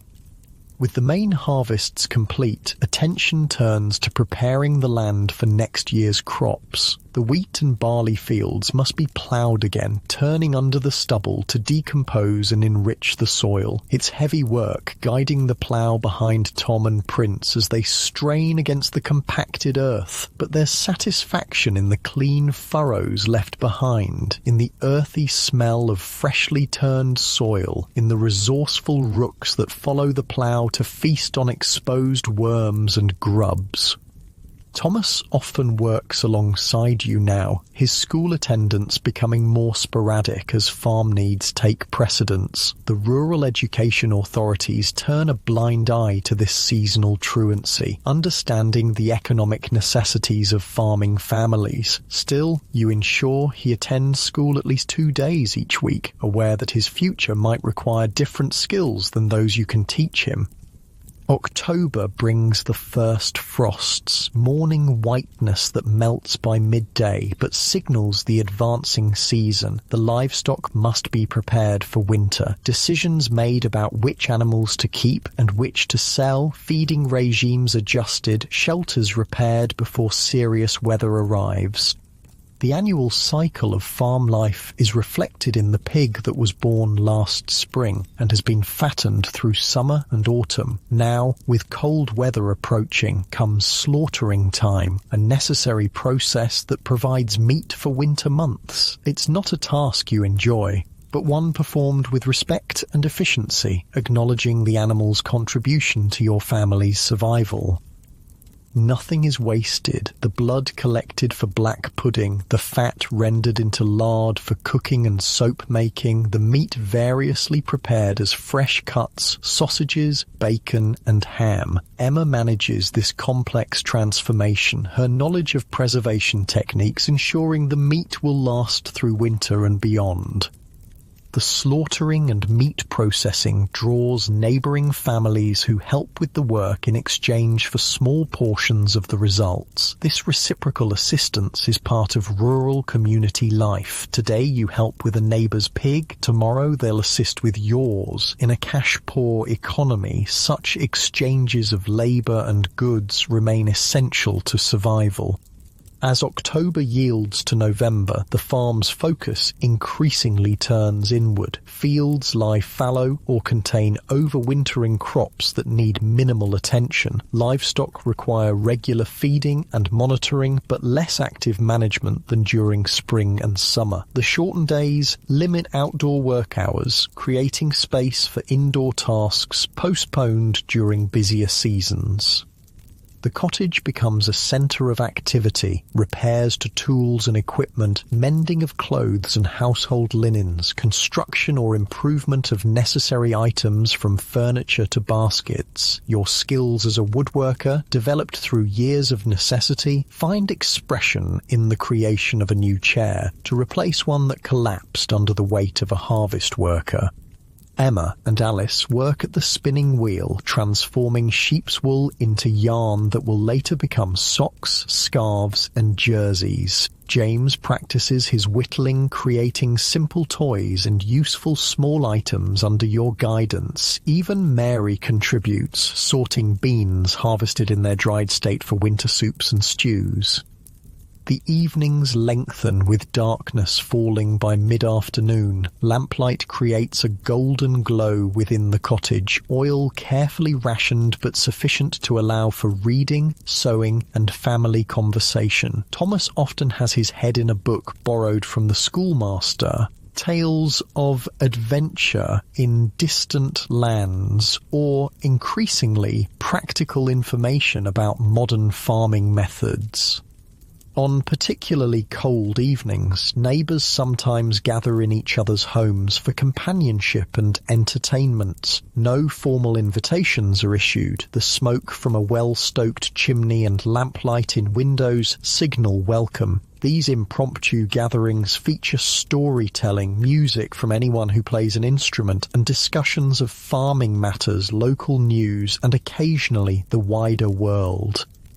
Politics enters these conversations more frequently now, with talk of potential war in Europe, of workers' movements in industrial areas, of women campaigning for voting rights. The isolation of rural communities is lessening as newspapers reach even remote villages, as some farms acquire telephones, as motor vehicles increasingly appear on country roads. You listen more than you speak during these discussions, considering how these distant developments might eventually affect your small corner of Devon. The threats seem abstract compared to immediate farming concerns, yet you're aware that changes in the wider world inevitably reach even the most traditional communities. The first significant storm of autumn arrives in mid-November, a howling gale that sweeps in from the Atlantic, bringing lashing rain and winds that test the soundness of buildings and the security of livestock shelters. You rise several times during the night to check on animals, returning to the cottage soaked despite oilskin coverings. The storm continues through the following day, keeping the family largely confined indoors except for essential trips to tend animals. The cottage feels particularly snug in such weather, the thick stone walls muffling the worst of the wind's noise, the range providing steady heat, the roof recently repaired, keeping out all but a few persistent drips that are caught in strategically placed buckets. Good job we got the harvest in when we did, Thomas observes, glancing out the window at rain falling in nearly horizontal sheets. Would have been ruined now. You nod agreement, grateful for the timing that allowed your crops to be safely gathered before such weather arrived. Farming success depends on many factors outside human control, but experience helps in making the crucial timing decisions that can spell the difference between sufficient yield and disaster. When the storm finally passes, you emerge to assess damage. A few roof slates dislodged from outbuildings, a section of fence blown down, branches scattered across the farmyard. The repairs add to your workload but represent nothing catastrophic. Other farmers in the district fared worse, with reports of a barn roof entirely gone on one property and several sheep lost to flooding on another. As November advances, preparations for winter intensify. Firewood must be cut and stacked, enough to last through the coldest months when the range will burn continuously. The root cellar is organised for maximum efficiency, with stored vegetables arranged for ease of access and to prevent premature spoilage. The cottage itself receives attention. Extra straw stuffed into mattresses for warmth, gaps around windows and doors plugged with cloth, the chimney swept to prevent dangerous build-up of soot. With the approach of December comes one of the farm year's final harvests, the slaughtering of a fat lamb for the Christmas meal. Like the pig slaughter, it's a necessary task performed with respect for the animal's sacrifice. This particular lamb, selected months earlier for its robust health, will provide the centerpiece for the most significant feast of the year. The shorter days and inclement weather create more time for family togetherness in the evenings. You sometimes read aloud from the newspaper or from books borrowed from the village library, a recently established institution housed in a single bookcase in the church vestry, but nonetheless treasured by the community. Emma works on special projects for Christmas, knitted gifts for the children, small luxuries like plum pudding and mince pies that require precious ingredients saved throughout the year. The children craft simple presents for each other, and for you and Emma, carved wooden animals from James, lavender sachets sewn by Alice, drawings from Mary.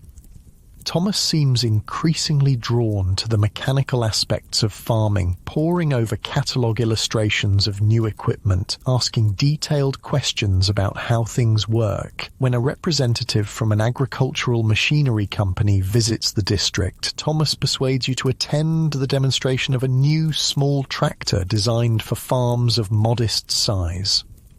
The machine is impressive, capable of ploughing an acre in the time it would take your horses to complete half that area. But the price is prohibitive for a tenant farmer with narrow margins, and you leave the demonstration with mixed feelings, appreciation for the technology, but concern about a future where such machines might become necessities rather than luxuries.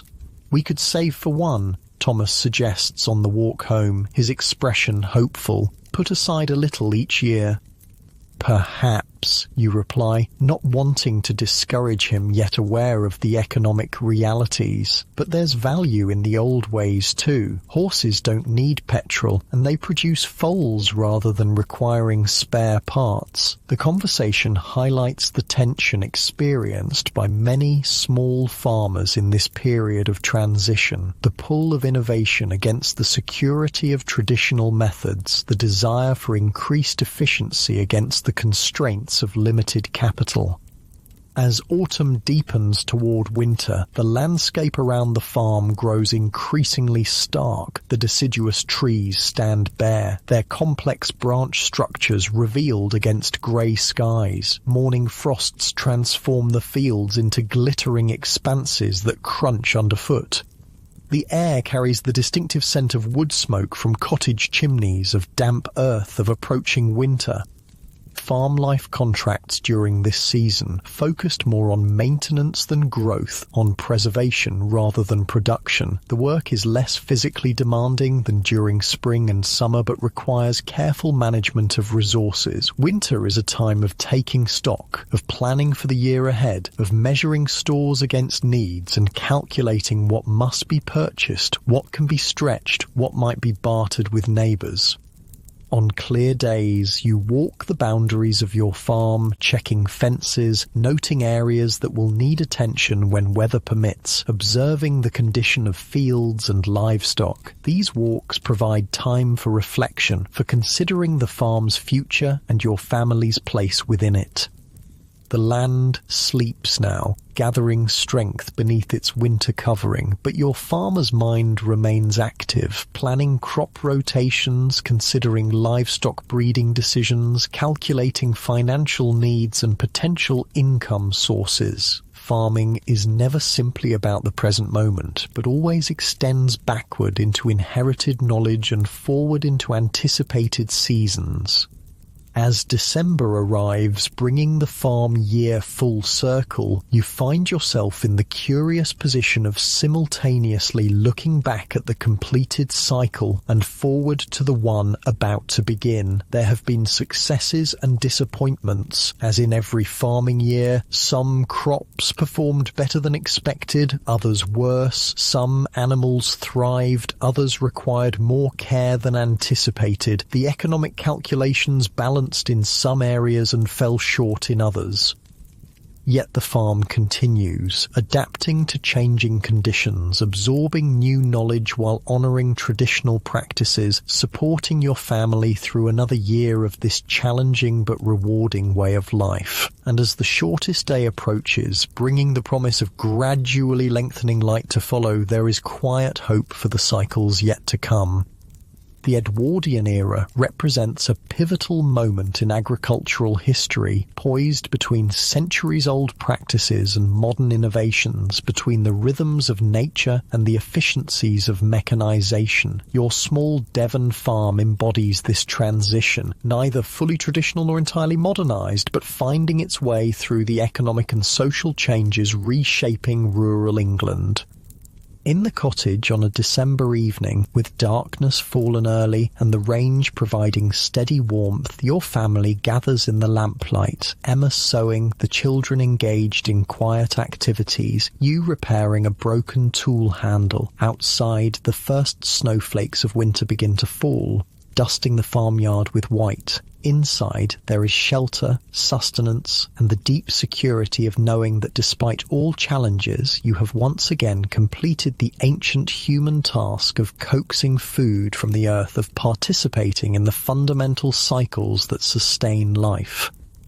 It is enough. It has always been enough. And for tonight, as the snow falls silently and your family rests secure, the complexities of agricultural economics, the uncertainties of changing times, the hardships of farming life, all recede into the background, leaving only this moment of completion, of quiet satisfaction in work well done. Tomorrow will bring its own tasks and challenges, but tonight, in the gentle stillness of early winter, the farm and its people rest, gathering strength for the seasons to come.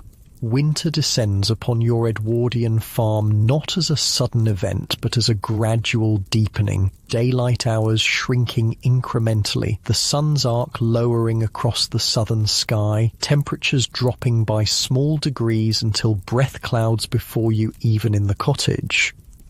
The land transitions into its resting phase, a necessary dormancy after the exertions of growth and harvest. December mornings begin in profound darkness. You rise by lamplight, dressing quickly in the chill bedroom, adding layers of clothing against the cold. Woolen undergarments, thick corduroy trousers, flannel shirt, waistcoat, jacket. Your body has adapted to the seasonal rhythm, instinctively conserving energy, moving more deliberately than during summer's expansive days. Outside, the pre-dawn farmyard lies silent except for the crunch of frost beneath your boots. The air has a crystalline quality, sharp in your lungs, carrying the sense of wood smoke, damp earth, and the distinctive mineral smell of impending snow. Stars still gleam overhead, winter constellations wheeling slowly above your small corner of Devon. The animals require attention regardless of weather. Cows to be milked, horses, sheep and pigs to be fed and watered, chickens to be tended. Their breath forms small clouds in the cold barn air as they shuffle and snort in greeting. The livestock's body heat creates pockets of warmth in the buildings, a blessing as you work with increasingly stiff fingers. "Morning, Tom, morning, Prince," you murmur to the heavy workhorses who push their velvet noses against your chest in familiar greeting. Their workload is lighter in winter, but they still need daily care, fresh bedding, regular grooming, attention to hooves that can develop problems during extended stable confinement. The cows stand patiently for milking, their production reduced from summer peaks but still providing the daily milk necessary for your family and for making butter and cheese. The milk steams slightly as it hits the pail, warm from the animal's body. Your hands, initially cold, gradually warm with the repetitive work and the contact with the cow's flank.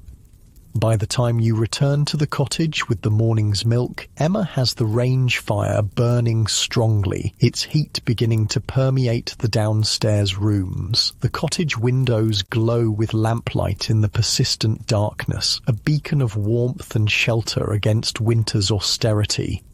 Inside, the morning routine unfolds. Breakfast preparation, children rising reluctantly from warm beds to wash at the basin of heated water, the family gathering around the table for porridge made more substantial with dried fruits preserved from autumn's bounty. There's less variety in winter meals, more reliance on stored provisions, but Emma's careful planning ensures adequate nutrition despite seasonal limitations. Snow's coming, you observe, glancing at the leaden sky visible through the cottage window. Heavy clouds moving in from the east. Emma nods, mentally calculating what preparations might be needed. Extra feed brought closer to animal shelters, water pipes wrapped against freezing, paths cleared between essential buildings. A significant snowfall creates beauty but also challenges, particularly on a farm where daily tasks cannot be postponed regardless of weather. The children prepare for school, bundled in layers of clothing, scarves wound high around their faces so only their eyes remain visible. Alice helps little Mary with her mittens, ensuring no gap exists between sleeve and hand covering. Thomas and James check that their slate boards and chalk are securely wrapped against moisture. Mind you come straight home if the snow starts heavy, Emma instructs as they prepare to leave. No dawdling. The children's breath clouds around them as they set off down the lane toward the village school, small figures gradually disappearing into the grey landscape. In severe weather, they might stay home, but education has gained importance even in rural communities. The school attendance officer is more understanding of occasional absences during harvest than of children kept home merely for cold or snow. With the children gone, you and Emma turn to winter's work, different from summer's frenetic pace, but no less essential to the farm's functioning. There are repairs to buildings and equipment, maintenance tasks postponed during busier seasons, preparations for spring that seem distant now but will arrive with surprising speed. Today, you're working in the barn, mending harnesses and other leather equipment, replacing worn straps, oiling the leather to keep it supple, checking buckles and fasteners for security. It's detailed work requiring patience and skill, best done in winter when other demands are fewer. The barn provides shelter from the elements while still allowing sufficient light through its small windows for close work. Emma has her own tasks, washing clothes despite the challenge of drying them in winter dampness, preserving the last of the autumn vegetables, preparing wool for spinning during evening hours by the fire. The rhythm of housekeeping continues through all seasons, adapting to changing conditions but never ceasing entirely. By midday, the predicted snow begins, fat flakes drifting lazily at first, then gradually increasing in intensity, driven by a strengthening east wind. You finish securing the animals with extra bedding and food, ensuring water sources won't freeze entirely, checking that all buildings are properly closed against the weather. The children arrive home early, their cheeks reddened by cold, excitement in their voices as they describe the intensifying snowfall during their walk from school. They've been released ahead of the usual time, the schoolmaster wisely allowing rural students to reach home before conditions worsen. "It's coming down heavy now," reports Thomas, stamping snow from his boots at the door. "Nearly up to our ankles on the lane already." By evening, the landscape has transformed. Familiar contours softened under white covering, boundaries blurred, the ordinary farm rendered mysterious and new. The snow continues through the night, accumulating to impressive depth by morning, creating drifts against buildings and hedgerows, transforming the farmyard into an obstacle course requiring careful navigation. Farm work becomes more challenging in such conditions. Paths must be cleared to essential buildings, ice broken on water troughs, animals checked more frequently for signs of cold stress. Even simple tasks take longer, require more energy, present unexpected difficulties. Yet, there's beauty too in this winter landscape. Pristine whiteness catching dawn light, icicles forming crystalline decorations along roof edges, animal tracks telling stories of nocturnal movements across the snow-covered yard. The children, freed from school by the weather, help with clearing paths, their energy finding productive outlet in shoveling snow and carrying feed to animals. Between work sessions, they engage in winter play, building a snow figure in the farmyard, sliding down the gentle slope behind the barn on a piece of scrap wood polished smooth by previous generations of farm children. These snow days create a curious suspension of ordinary time, a period when usual routines yield to weather's dictates, when the household turns inward, becoming more self-contained than usual. Meals are taken leisurely, stories shared, games played in the evening lamplight. There's an intimacy to these weather-bound days, a closeness born of shared space and shared experience. The Christmas season approaches, bringing its own rhythms and traditions to the farm. Unlike wealthy urban households with their elaborate decorations and purchased gifts, your rural Christmas celebrations remain connected to older customs. Simple decorations of evergreen boughs brought in from the farm boundaries, handmade gifts, food prepared from preserved harvest bounty. Emma creates small treats that represent significant luxury in your careful household economy. Mince pies with precious dried fruits and spices, a Christmas pudding that has been aging since its preparation weeks earlier, gingerbread figures for the children flavoured with expensive imported ginger reserved for this special occasion. You contribute by selecting and cutting the Christmas tree, a small fir from the copse at the farm's edge, carried home on your shoulder through the snow. The children decorate it with treasured ornaments stored carefully from year to year, supplemented by new creations made from painted pine cones, paper chains, and strings of dried berries. On Christmas Eve, the cottage glows with unusual brightness, extra candles lit to celebrate the season, the range fire built higher than normal, lanterns positioned to illuminate the modest decorations. The family gathers for a special meal featuring the lamb slaughtered earlier for this purpose, followed by the eagerly anticipated pudding carried to the table wreathed in blue flames from the brandy Emma has poured over it, a dramatic moment in an otherwise untheatrical rural existence.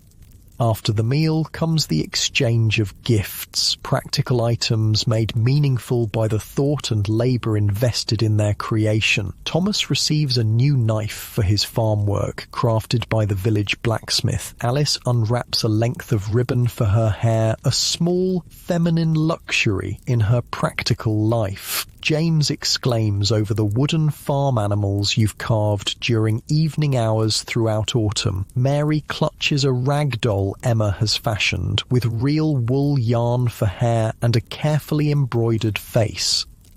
Your own gift from Emma is a new woolen scarf, her evenings of spinning and knitting now revealed as preparation for this moment. You present her with a carved wooden box for her sewing implements, created in similar secret evening sessions. These exchanges represent not financial extravagance, but the currency of time and attention, of understanding what would bring genuine pleasure to each family member. Later, if weather permits, you'll attend the Christmas service at the village church, joining neighbours in celebration, the familiar farming community gathered in shared observance regardless of varying degrees of religious devotion. The church, ancient stone warmed by candlelight, provides a setting for both spiritual reflection and social connection, the congregation's voices raised together in carols that have echoed through this building for generations. The days between Christmas and New Year bring a welcome lull in farm activities, a brief respite when only essential tasks are performed, when visiting between neighbouring farms increases, when the year's end invites reflection and the coming year's beginning prompts planning. This particular turning of the year, 1907 to 1908, feels significant in ways you can't entirely articulate. The world beyond your farm boundaries changes with increasing speed, automobiles appearing occasionally on country roads, telephone wires stretching toward larger villages, if not yet reaching yours, newspapers reporting political developments that seem both distant and potentially momentous. You discuss some of these changes with George Perkins when his family visits on Boxing Day, the conversation turning as it often does to farming's future. Perkins, always eager to embrace new methods, speaks enthusiastically about mechanical innovations, about scientific approaches to agriculture featured in farming journals. "Mark my words," he says, warming to his subject, "in 20 years, you won't see a horse-drawn plough in these parts. It'll all be tractors and engines."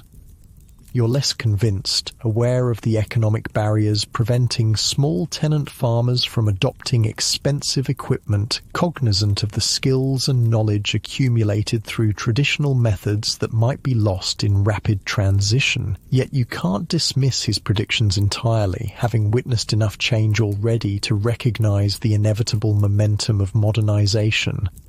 As January arrives, bringing the coldest period of winter, the farm settles into its most contracted state. Activities limited by weather, by shortened daylight, by the land's dormancy. Yet essential work continues. Care of livestock whose needs never pause. Maintenance of equipment and buildings, planning for spring planting that will arrive sooner than seems possible from the perspective of midwinter. The cold intensifies, bringing mornings when water buckets freeze solid overnight, when breath crystallizes instantly in the frigid air, when fingers and toes ache despite layers of protection. Such weather tests both human endurance and farm infrastructure. Pipes freeze, animals require extra feed to maintain body heat, buildings reveal previously unnoticed drafts and leaks. Your family adapts to these conditions as farming families have for centuries, rising earlier to allow time for winter-specific challenges, wearing multiple layers of clothing, concentrating activities in the cottage's warmest areas, going to bed early to conserve lamp oil, and to spend fewer waking hours in the cold. The children continue attending school when weather permits, returning with red cheeks and tales of frozen inkwells in the schoolroom, of the schoolmaster's battle to maintain adequate heating with limited coal supplies, of games played in the playground designed to keep moving and thus stay warm. Thomas, now 13 and increasingly mature in his thinking, raises the subject of his future one evening as you sit by the range fire mending a broken tool handle. The firelight catches the serious expression on his young face, highlighting the gradual transition from boy to man occurring before your eyes. "Schoolmaster says I have a good head for figures," he begins, his tone deliberately casual, though you sense the importance of the conversation to him. "Says I might do well in an office job, or perhaps at the bank in town." You continue your work, giving him space to express his thoughts without interruption. The question of children's futures weighs heavily on farming parents, the desire for their success and happiness balanced against the hope for continuity, for the farm's traditions to extend into another generation. "But I've been thinking," Thomas continues after a moment, "about whether there might be a way to use those skills here, on the farm, to keep better accounts, perhaps, to understand the business side better." You look up then, meeting his eyes. The farm would benefit from such skills, you acknowledge. Farming's changing, becoming more of a business and less just a way of life. A farmer who understands figures has an advantage. The conversation continues intermittently through the evening, Thomas expressing both his attachment to farm life and his awareness of its challenges, you sharing honest assessments of agriculture's uncertainties while affirming its fundamental value. No firm decisions emerge, nor should they yet. But the exchange represents an important acknowledgement of the choices facing rural youth in this period of transition. As January yields to February, subtle signs of winter's loosening grip appear. Slightly longer daylight hours, occasional days of unexpected mildness between cold spells, the first tentative swelling of buds on sheltered trees. The farm begins a gradual awakening, like a sleeper stirring before fully rousing. This transitional period brings its own tasks, checking stored seed for spring planting, ensuring tools are ready for the increased activity ahead, assessing livestock conditions after winter confinement, planning crop rotations and field allocations for the coming growing season. One critical February task is the delivery of lambs, the sheep having been bred in autumn to produce spring offspring when grass begins growing again. The pregnant ewes require careful monitoring as their time approaches, sometimes needing assistance with difficult births, occasionally requiring you to bring newborn lambs into the cottage kitchen if they're born during particularly cold weather.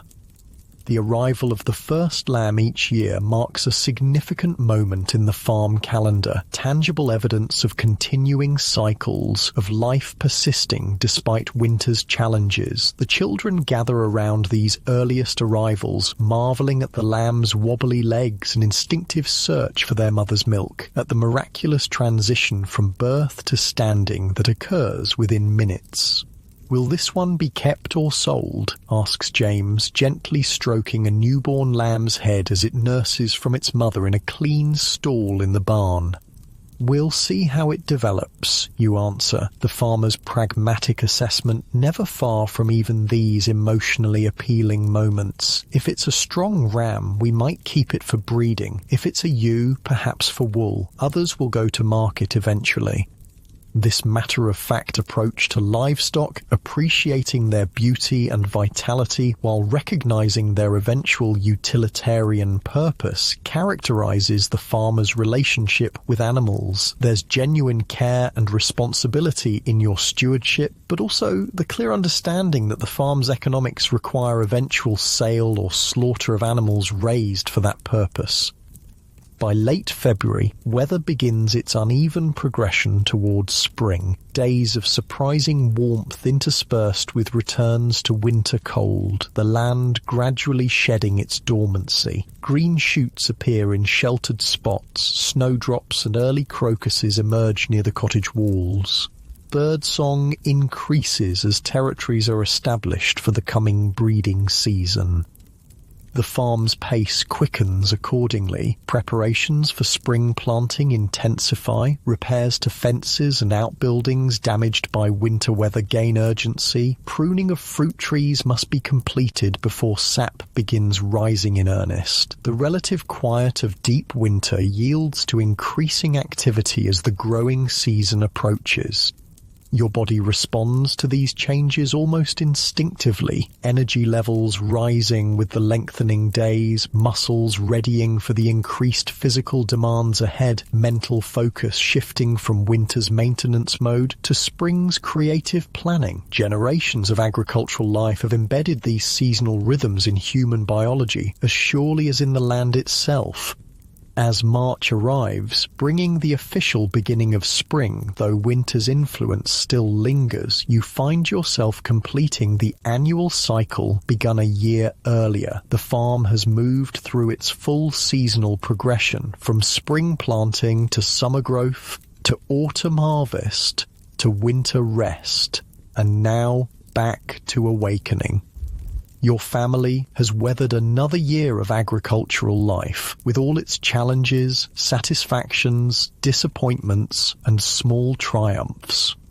Reflecting on this completed cycle while preparing for the one ahead, you recognize both continuity and change in your Edwardian farm existence. The fundamental rhythms remain, the same seasonal progression your father and grandfather experienced, the same essential relationship between human effort and natural processes. Yet subtle shifts continue, new varieties of seed becoming available, mechanical innovations gradually appearing on larger farms, economic pressures intensifying for small agricultural operations like yours. One evening in early March, with a hint of spring softness in the air despite the lingering chill, you walk the boundaries of your land alone. The sunset casts long shadows across fields that will soon be prepared for planting, gilding the landscape with momentary beauty. In the distance, smoke rises from the cottage chimney where Emma prepares the evening meal, where the children complete school assignments or help with household tasks, where the center of your life remains anchored despite external changes. The land itself appears timeless in this light, the gentle contours of Devon fields shaped by centuries of agricultural use, the hedgerows marking boundaries established generations ago, the ancient oak at the farm's edge that was already mature when your grandfather first worked this soil. Yet, you're increasingly aware that the farming methods practiced on this seemingly eternal landscape are in flux, that economic and technological changes press against traditional approaches from all sides. You consider your children's futures as you walk, Thomas with his aptitude for figures and growing interest in mechanical innovations, Alice developing the domestic skills that might serve her as a farm wife or in other capacities, James showing early signs of the practical ingenuity that characterizes successful farmers, little Mary still too young for her path to be discernible. Will they continue in agriculture, maintaining the connection to land that has defined your family for generations? Or will they join the increasing migration to towns and cities, seeking opportunities in the industrial and commercial sectors that grow, while agriculture's economic position becomes more precarious? The question remains open, its answer depending on factors both within and beyond your control. As darkness deepens and the evening star appears above the western horizon, you turn back toward the cottage, your footsteps following the familiar path worn by daily traversing of this land. The windows glow with lamplight, smoke continues rising from the chimney, and as you draw closer, you can hear the murmur of voices from within, your family going about their evening routine, creating the domestic harmony that balances the external challenges of farming life. This, perhaps, is the essence of your Edwardian agricultural existence, the tension between continuity and change, between ancient patterns and modern pressures, between the deep satisfaction of working directly with land and animals and the economic vulnerability such work entails in a rapidly industrializing world. You enter the cottage, closing the door on gathering darkness, moving into the warmth and light of family presence. Emma looks up from her cooking, offering a smile of welcome. The children's conversation pauses briefly as you remove your coat and boots, then resumes with the comfortable familiarity of daily life. This moment, this simple return to shelter after work, this gathering of family, this sharing of daily experiences represents what endures regardless of external changes. Whatever transformations await agriculture in the coming decades, whatever shifts occur in rural economics and technologies, these fundamental human connections remain essential. As you take your place at the table, accepting the bowl of stew Emma offers, participating in the evening's conversation about school events and farm happenings, you exist simultaneously in multiple time frames, honouring agricultural traditions stretching back through countless generations, managing present-day challenges of Edwardian farming, and preparing, however uncertainly, for a future that will undoubtedly bring further changes to rural life. The farm year completes its cycle and begins anew. Seeds that will soon be planted hold both the genetic memory of ancient crops and the potential for adaptation to changing conditions. Children around your table carry both inherited knowledge and the capacity for innovation. The land itself, seemingly permanent, undergoes constant subtle transformation through natural processes and human intervention. This is farming's paradox and its profound truth, that it exists at the intersection of permanence and change, of tradition and adaptation, of natural cycles and human initiative. As an Edwardian farmer, you stand at a particularly significant moment in this continuum, witnessing the acceleration of agricultural change while maintaining connections to methods and knowledge accumulated through centuries of rural experience.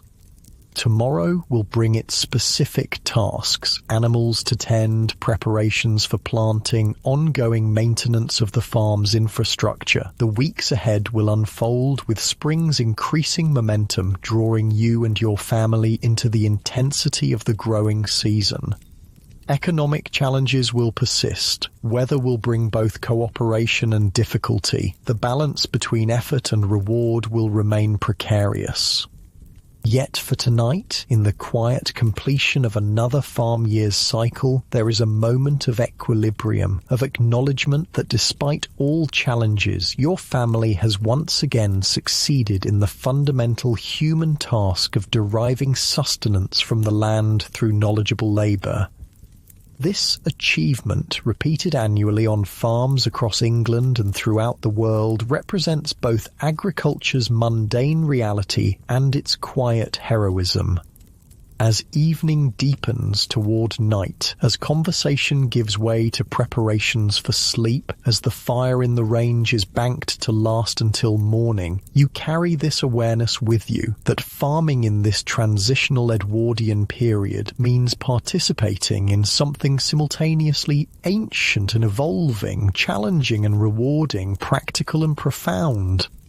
Outside, the land rests in darkness, gathering strength for spring's renewal. Inside, the farmer rests too, accumulating energy for the work ahead. Between them exists the relationship that has defined human experience since cultivation began. The reciprocal exchange of care and sustenance, of labour and reward, of attentive stewardship and generous response.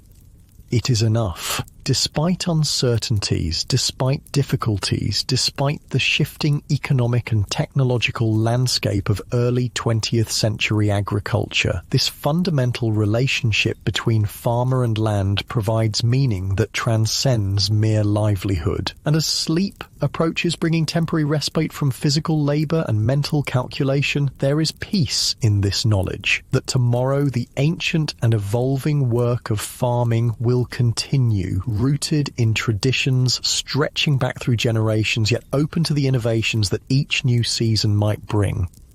The cycle completes. The cycle begins again, and the Edwardian farmer, like countless agricultural predecessors and successors, moves between these endpoints with practiced skill, enduring hope, and quiet dignity.